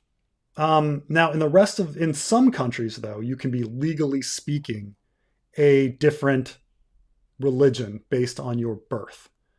And so, if you live in, say, Egypt, if your dad is a Muslim, you are legally classified as a Muslim. And it doesn't matter if you've accepted Jesus Christ as your Lord and Savior, and in your heart you're a Christian. Legally speaking, you are a Muslim. Now, Barack Obama's father is from Kenya. That is not the law in Kenya. So the legally speaking and it's not how Americans perceive religion. So in no way does like the religion of Obama's father, who didn't even like raise like Obama, have any influence on Obama. Like it doesn't mean anything. Like he's not under a legal system in either Kenya and he was born in America anyway, but in either Kenya or Indonesia, which also does not have that law, except on a breakaway part of Indonesia.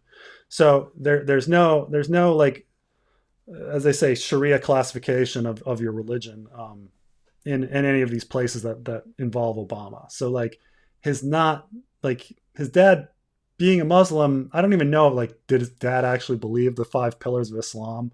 Who knows? But legally speaking, it doesn't mean anything. Like, he was raised a Christian in America apart from his dad.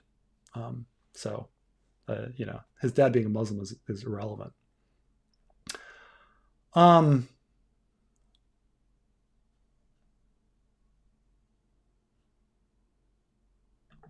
I thought Obama Senior was an atheist. I don't know what his religion was in his heart of heart, possibly, but yeah. So he's like, on that note, there isn't any problem with Obama having a Muslim family member. But a lot of people like were using this excuse that like, oh, Obama's dad is a Muslim, and therefore he's a Muslim. But it's not necessarily important at all. But yeah, Obama was born in Hawaii, and spent a number.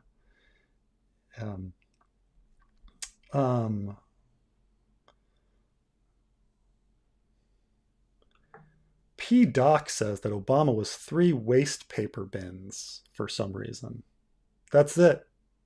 Makes complete sense. Yeah. 3 waste paper bins 3 and like waste a trench paper jacket. bins. That was his, he had his chance. He had his attention. He got his attention, and with no like details on like what policy Obama did that made him disagree. He had his chance to like, bring up a policy issue that we could discuss on whether or not Obama was a good president or not. But he went with the very convincing Obama is 3 waste paper bins, which is completely has convinced me, right? I'm convinced.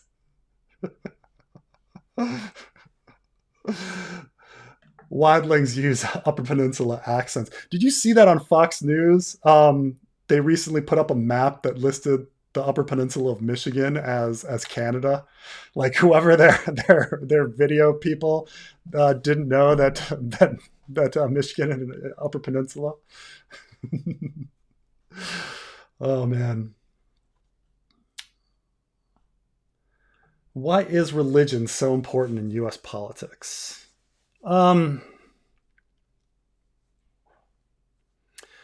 America is a very religious country. Somebody once pointed out that like in Israel, 75% of Israeli citizens identify as Jewish. In America, like 85% of Americans identify as Christian. And to think of like America in one sense is like a more Christian country than Israel is Jewish is an interesting way to actually like think about that breakdown. Or, Egypt, I think, is around 10% Christian. So like, yeah, it's a few percentage points, but like the amount of Christianness in America, at least in self-identification, is like, is close to like Egypt when it comes to being Muslim, but why is religion so important in the US? We have our roots with a lot of religious zealots coming in the early days. We have a lot of rural areas, and so if you're in a rural area, you're not exposed to different ways of thinking, and when you see different ways of thinking, that tends to make you a little more liberal. When you're exposed to different thought. Actually, this was actually last week. Carmine and I were talking about in our podcast. We were talking about Ben Shapiro a little bit and like why he's such a weird hypocrite, because he's from like L.A. and he wanted to get into Hollywood, and yet he like makes his grift on like these super conservative talking points. And some people brought up like, okay, well, but he actually like wrote for conservative like newspapers in like high school and college, and it's true, but it's still very disingenuous, because it's like when you put out the panic, the of like, if we accept liberal ways, society is going to fall apart. And this is very much like a very big conservative talking point, that if we let these people have their way, they're going to be, the gay people are going to be grooming your kids into getting fucked, and if we let women in control of things, like, oh, there's just going to be, things are going to fall apart, and it's they always have this kind of like slippery slope kind of idea that if we give in too much to liberal ideas, society is going to fall apart. Like God, when civil unions and same-sex marriage was like a big political issue back in, it was just coming into the forefront around when in like 2004.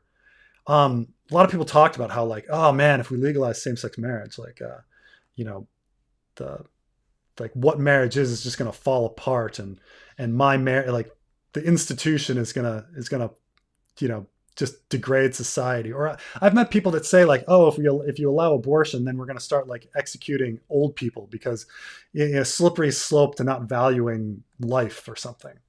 But in fact, you look in these liberal areas and they run fine. They run fine.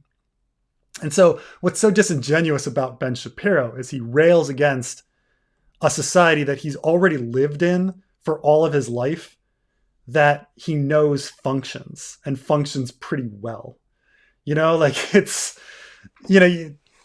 so it's, it's just really odd to like take that position, I mean, a lot of the urban conservatives are ones that are they just want low taxes and want more money. But to be like a culturally conservative, like urbanite, is just really weird, because you're in a society that's pluralistic and liberal, and everything hasn't fallen apart. Like you can kind of understand, like when you're some redneck in the middle of Kansas, like Carmine, and you don't know that, like you've been there your whole life. You don't know like what will happen to your society if it changes. And so you fear change. But to already be in a changed society, there's nothing to fear.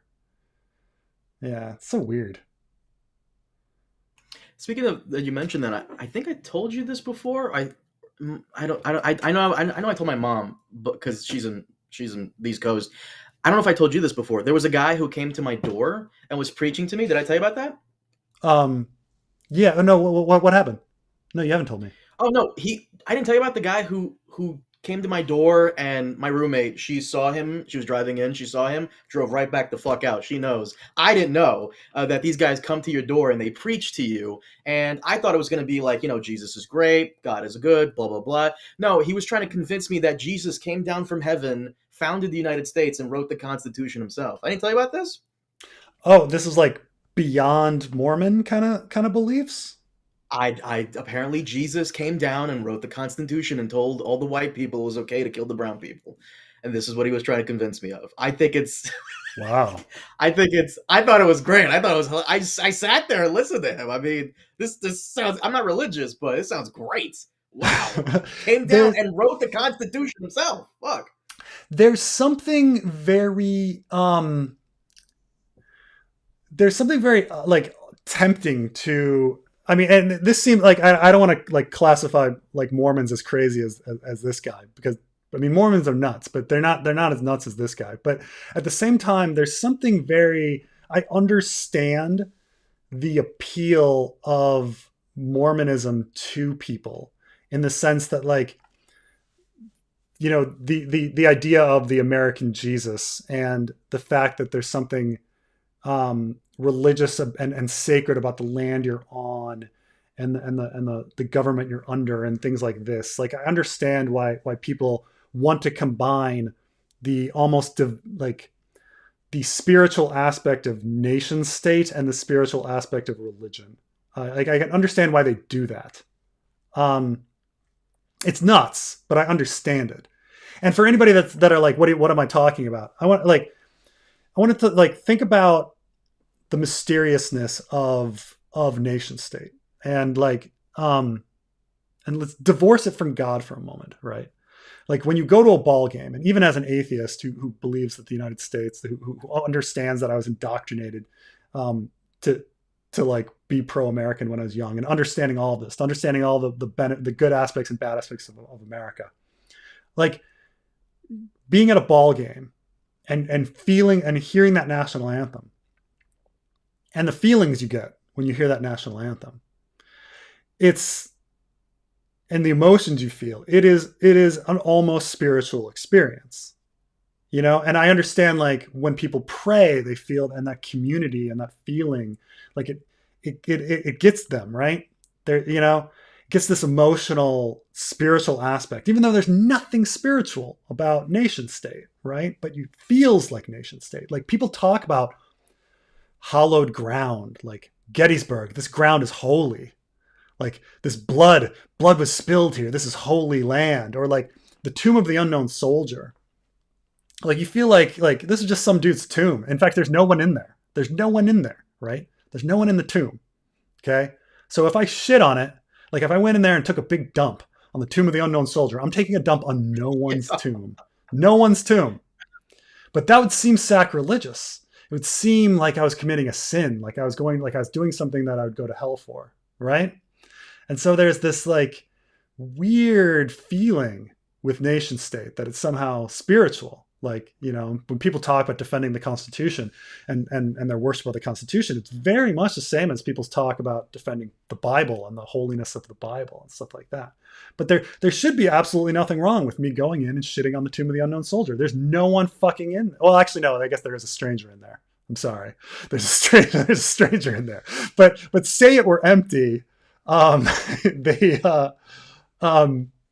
You know, you'd still feel like, oh God, that's something really bad. Like, you know, if I shat on top of the Lincoln Memorial's head, like, people would be like, oh my God, you're going to hell. But no, I'm not.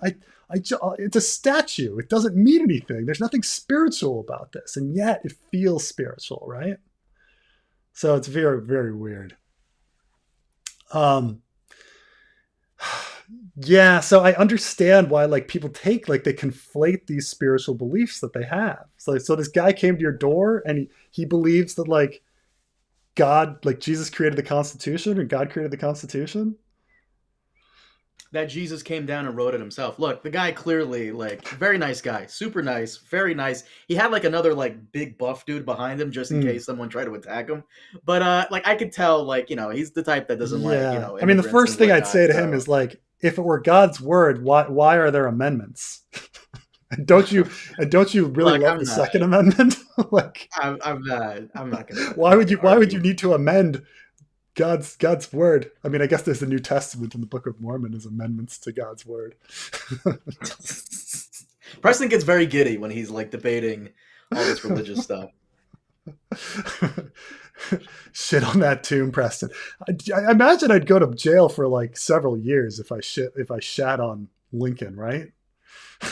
Like, pretty sure. I think you would, yeah. Yeah.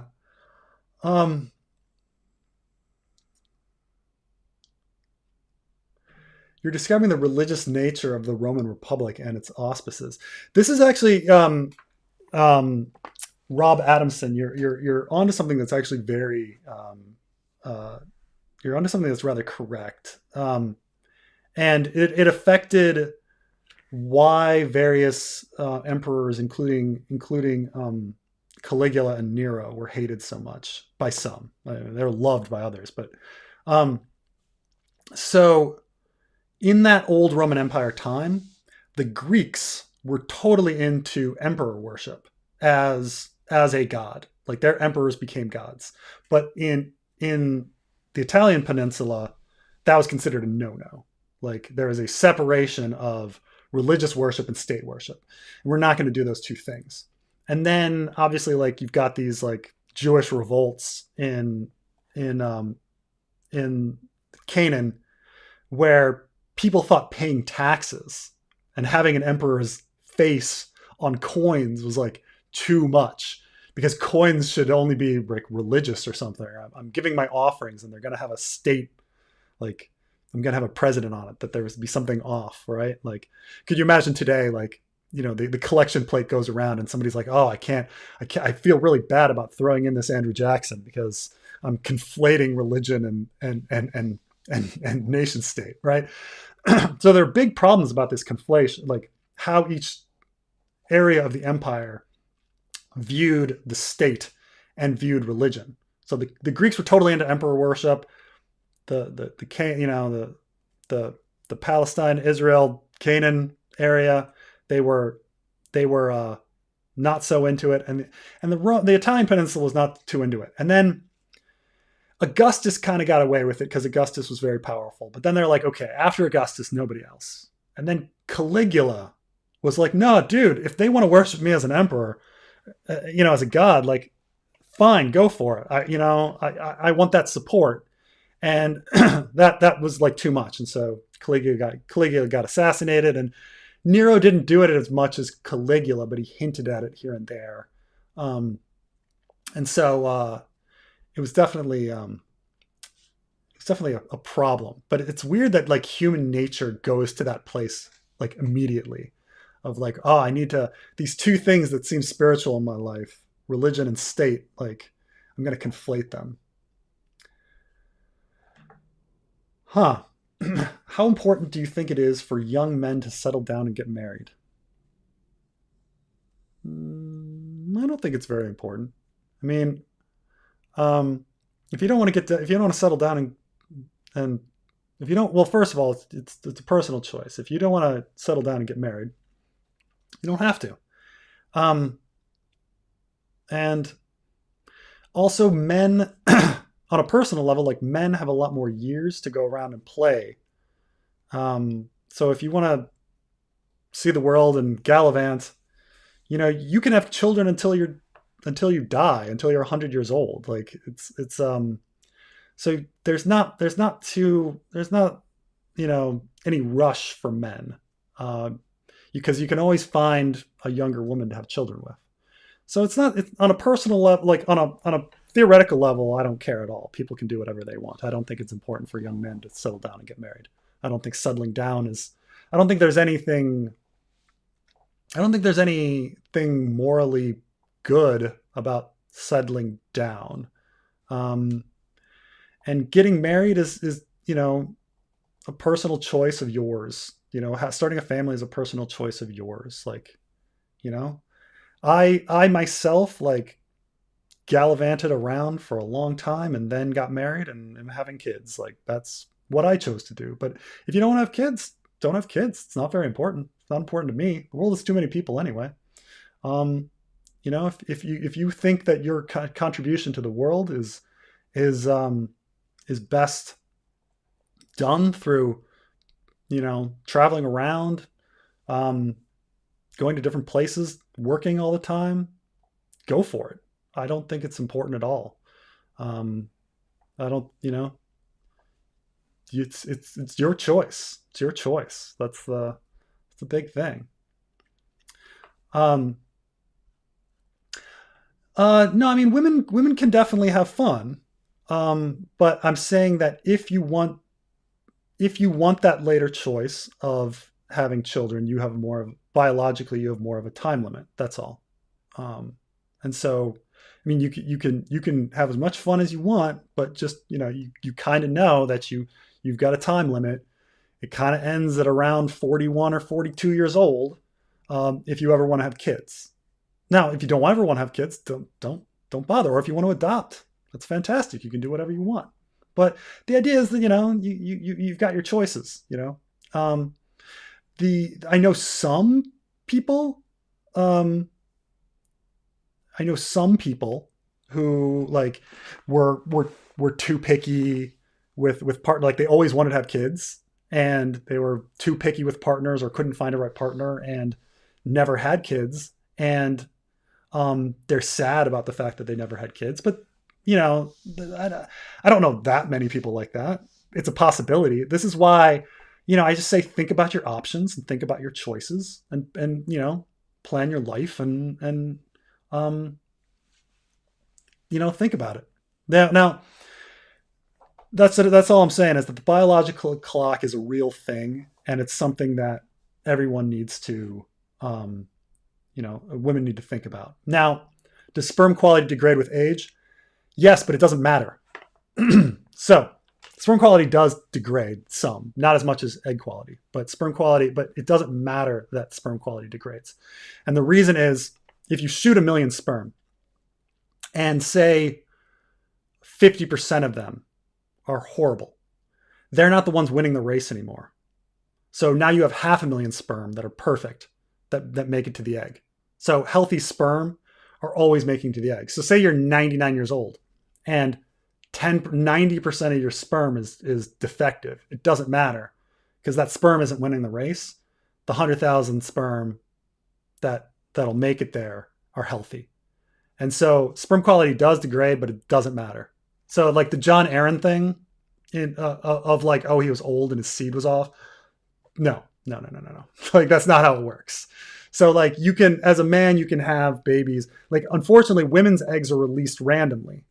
So like you have egg degradation, but then they're released randomly. So like, and you only get, 13 releases a year. So you can multiply, so you're in a different situation. If only the best women's eggs were released, if best female eggs were released, like that would be a different situation, but that's just not how it works. So I have not read Lifespan by David Sinclair. No. Wrong. All of the sperms are weak, even the strong ones. Maybe. Oh yeah. Someone knows his sperm. I mean, I know about biology. That's all. It's amazing how little. It's amazing how little, because America is a religious country, and we don't have very good sex ed. When we have sex ed, it's very brief. In America, and it's amazing how dumb people are. How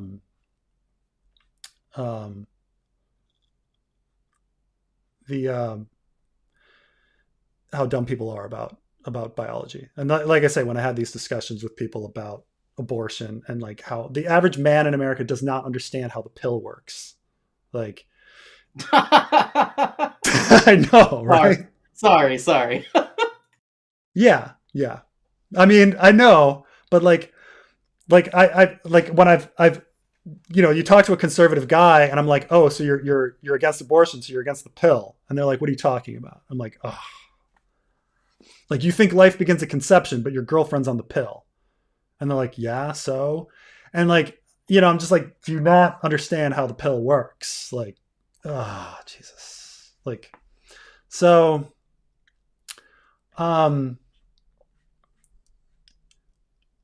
I mean, I've specifically asked this question about sperm to a urologist who was my father. My father was a dick doctor. So like, I if you think I know a lot about sperm, like maybe it's from like, talking to my dad, but yeah, you can have men can have babies up until like 100 years old. You're fine. But yeah. So she couldn't have gotten. Who got pregnant from a jacuzzi? Oh, baby rape boys pull out. What's funny is, so as much as they teach you like pulling out is bad news, and maybe it is, but it turns out like pulling out has the same effectiveness rate as condoms. And this is not to say that like pulling out has a great effectiveness rate. It doesn't. It's just that condoms effectiveness rate is not that great. You've got like it's something like 92% effective or something, which is like, think like 1 in 20 times, like, oh my God, like that's not that great. It's the same, like pulling out has a similar effectiveness rate. So maybe wear a condom and pull out if you're worried, but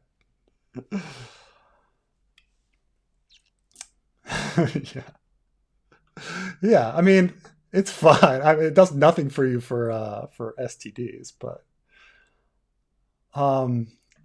Tell me why does the sperm talk like immediately go to faceless men in black cells?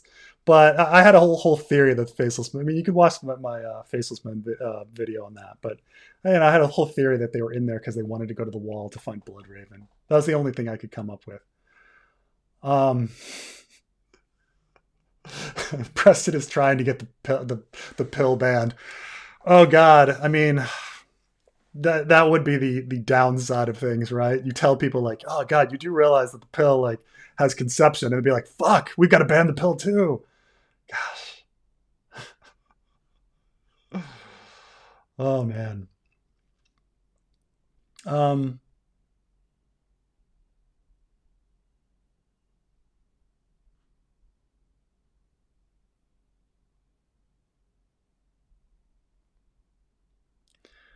let's see.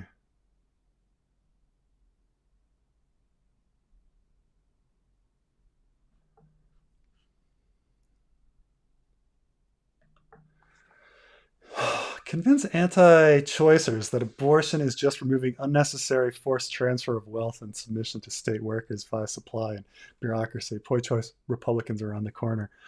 Um,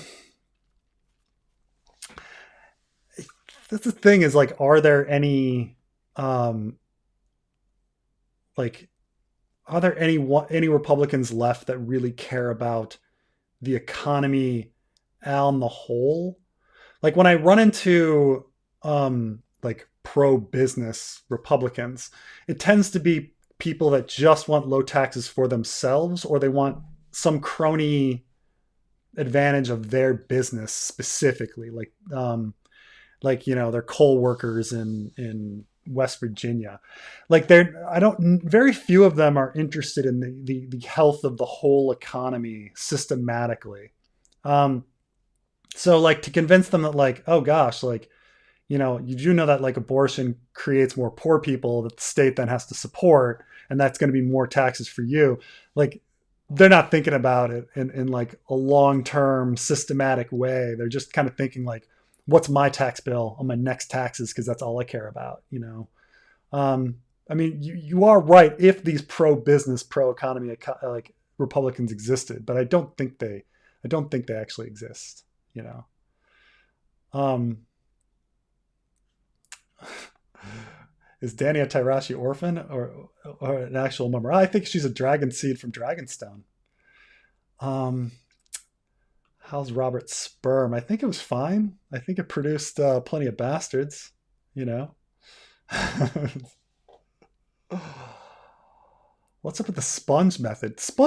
There used to be sponges in America, and then they kind of like disappeared from the market. I think they were determined one to have no um, prevention of STD, but also like they just were not effective enough, and so I think they perhaps like lost FDA approval or something because they didn't have a high enough effectiveness rate or something. But they were like really huge for a moment, and thus the Seinfeld episode. And so they were kind of like pulled off the market but she was still using them, even though, I mean, I think that's part of the joke is that they were removed because they didn't have a high effectiveness rate, but she was still like insisting on using them. It's kind of, I think it was something like that, but they kind of disappeared.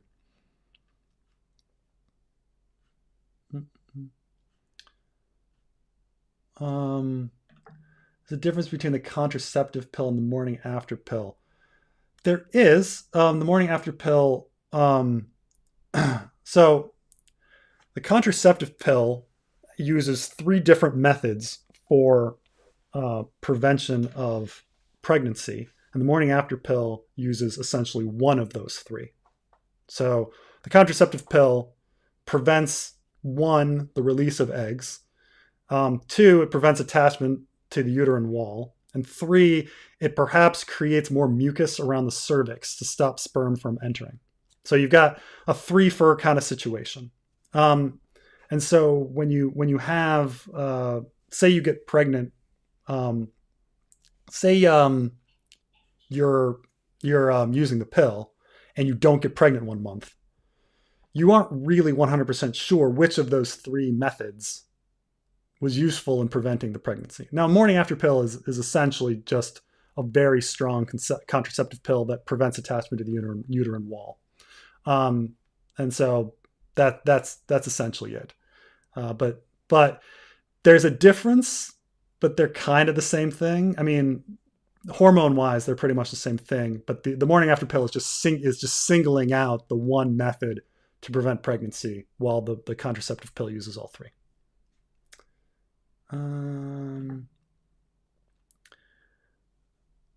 Or you can just go to the watch, no black cell needed. Well,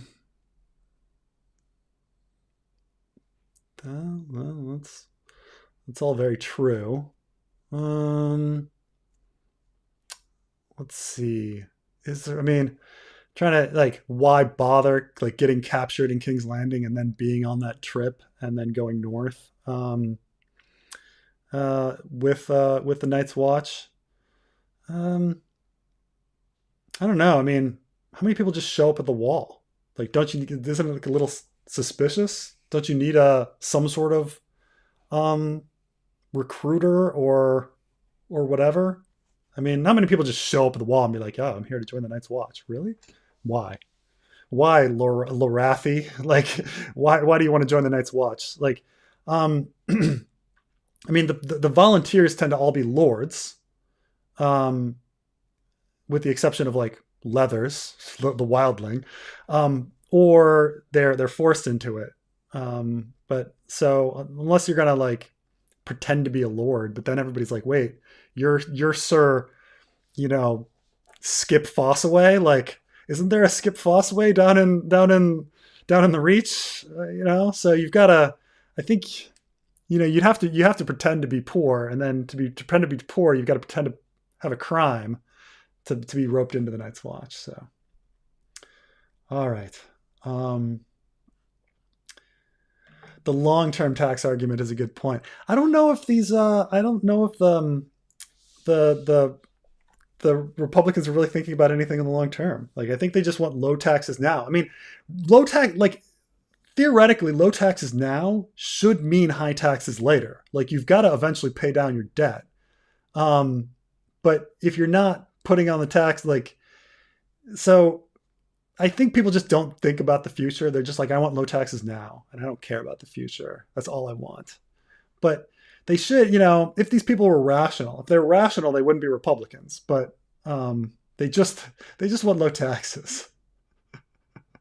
Does the FTA pulling up? So I don't know if there's anything to do they. I don't know if they approve processes, but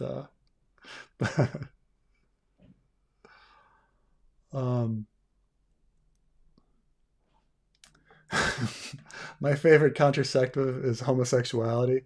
Well, it's not really homosexuality; it's homosexual sex, I suppose. Like, this is a Brazil thing, Carmine. Thank you. So there's a joke. Well, it's probably very true that Brazilians, because they're very Catholic, the girls will try to prevent breaking their hymens by having anal sex when they're young, as pregnancy prevention, and to maintain their hymen, and therefore like they can have that hymen break during their wedding night and all of this kind of stuff. It's something from, I mean, not just Brazil. I suppose it's a Catholic country kind of thing, but you hear about that kind of stuff. But yeah. Though you never heard that though, right, Carmine? Or I know this has come up before. This is the first time I'm hearing it from you, specifically a non-Brazilian person. So you have heard it before from Brazilians? No, I haven't heard it. Period. Only from you. Oh, really? You should. I mean, you got to ask some other Brazilians about this. Like, Yeah, I'll find them over here in the Midwest. They're all over the fucking place. Maybe the next one come door to door. Maybe the next time that guy comes door to door, be like, hey, let me ask you something. You're a religious guy. If I prevent the hymen to be broken. Real quick. I know it's completely random, but you speaking of anal sex, I was watching Ben Shapiro's review of the Batman, and if for some reason he was very upset with it. Huh. Have you finished it yet? I have not finished it all. Is it about? I'm about halfway through.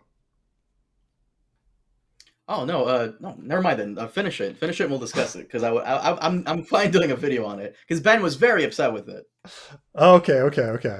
All right, all right. Well, I'll finish it up probably in the next few days, and then we can do a full review of the Batman. I mean, it's I'm down. you Little know, discussion piece. because we need someone in your channel, so um yeah, Mormon girl, Mormon girls as well.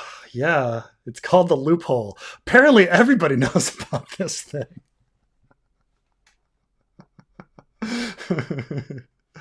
Up, it's an evangelical thing here too, man. So Carmine, it's not just, like, apparently it's just all over the place. Up, Iranian girls, Jesus, everywhere. It's everywhere. Well, shit. Speaking of anal sex, I was watching Ben Shapiro. Yes. I won't spoil it for you, but he gets very upset, and it's because of what happens towards the very end. And this is something I noticed with right wingers. All right wingers I've seen so far really dislike the movie. It seems like they liked it first, like in the first half, and then towards the end they really hate it. And it's very suspicious why. I'll wait till you watch it.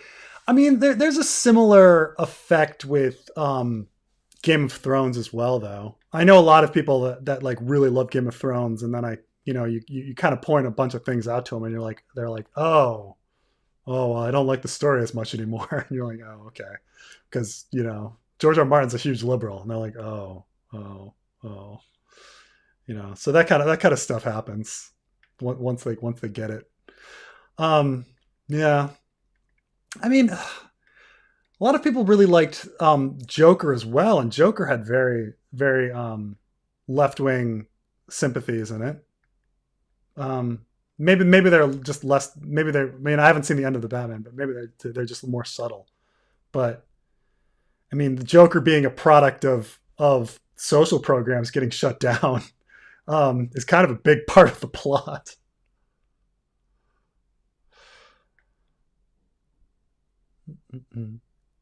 All right. Well, this is, for some reason, spicy politics has just all been about, like, sperm and anal sex today. So I hope you've all enjoyed this. So big plot hole, faceless men in the black cells. I mean, it may be. I mean, if they have a good reason, like they're going after Bloodraven, I could see it working. But I think there probably is easier ways to get to the Wall or Bloodraven than it. But that's the best theory I have for why they're in the black cells, is that they wanted to join the Night's Watch and find Bloodraven. And keep in mind that, like, Jaqen H'ghar also needs to have a reason for canceling that and being in Old Town, which all I could come up with was Glass Candle to find Bloodraven. It's not a great. I'm not saying it's a great theory. It's just the best one I have. But you guys still haven't finished the Batman. Thing is, like, I'm watching it with my wife, and so we have to coordinate both of our times. So it's tough. Okay, take a shot. I said tough again. Pouring molten gold on Viserys' head is inverse parallel of dipping gold, Golden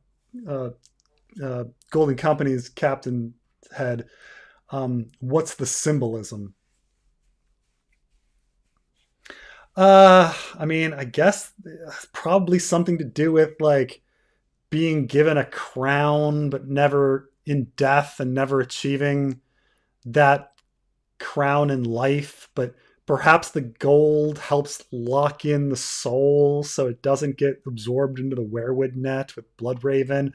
I've heard different theories on it, but that's the best I can get, come up with, is that it represents some sort of crown experienced in death. But it doesn't really work well because Bittersteel was never supposed to be king. So I don't, but it's there. I don't know, but it's. I mean, it's George R. Martin sometimes just makes parallels for the fucking sake of it. Like, why does Penny look like a weirwood in A Dance with Dragons? You know, she cries and has a pale face with red eyes and tears streaming down. And you're like, why is she a weirwood? I don't know. George R. Martin decided to make a parallel. You know, so where's Viserys' head? Oops, I'm sorry. Where's Viserys' head? We did a whole chapter. We did the Daenerys chapter on it. So the Daenerys fan fiction chapter addresses your issue.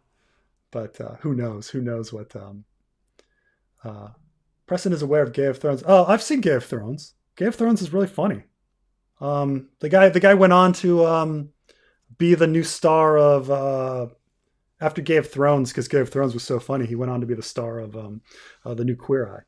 I forgot the guy's name, but he was hilarious. He was fucking hilarious, you know. But I mean, he would call Stannis discount Jason's statement and stuff. It was just kind of funny. Anyway, all right. So I've been on here 3 hours. I'm going to say, I'll get one thing here. The Bastille didn't have important prisoners. Oh, fair enough. It's really, I mean, it's weird that the black cells exist for anyone that's not a political prisoner. So I don't know. It's just anyway, I've been on here a while, so I'm going to say goodbye to everyone. Thank you, Carmine, for joining me. Thank you for having me. Yeah, anytime. And I will see you guys next time. I sure should have a overanalyzing House of the Dragons out soon, and then that'll be my next thing. But all right, thanks for hanging out with me, guys.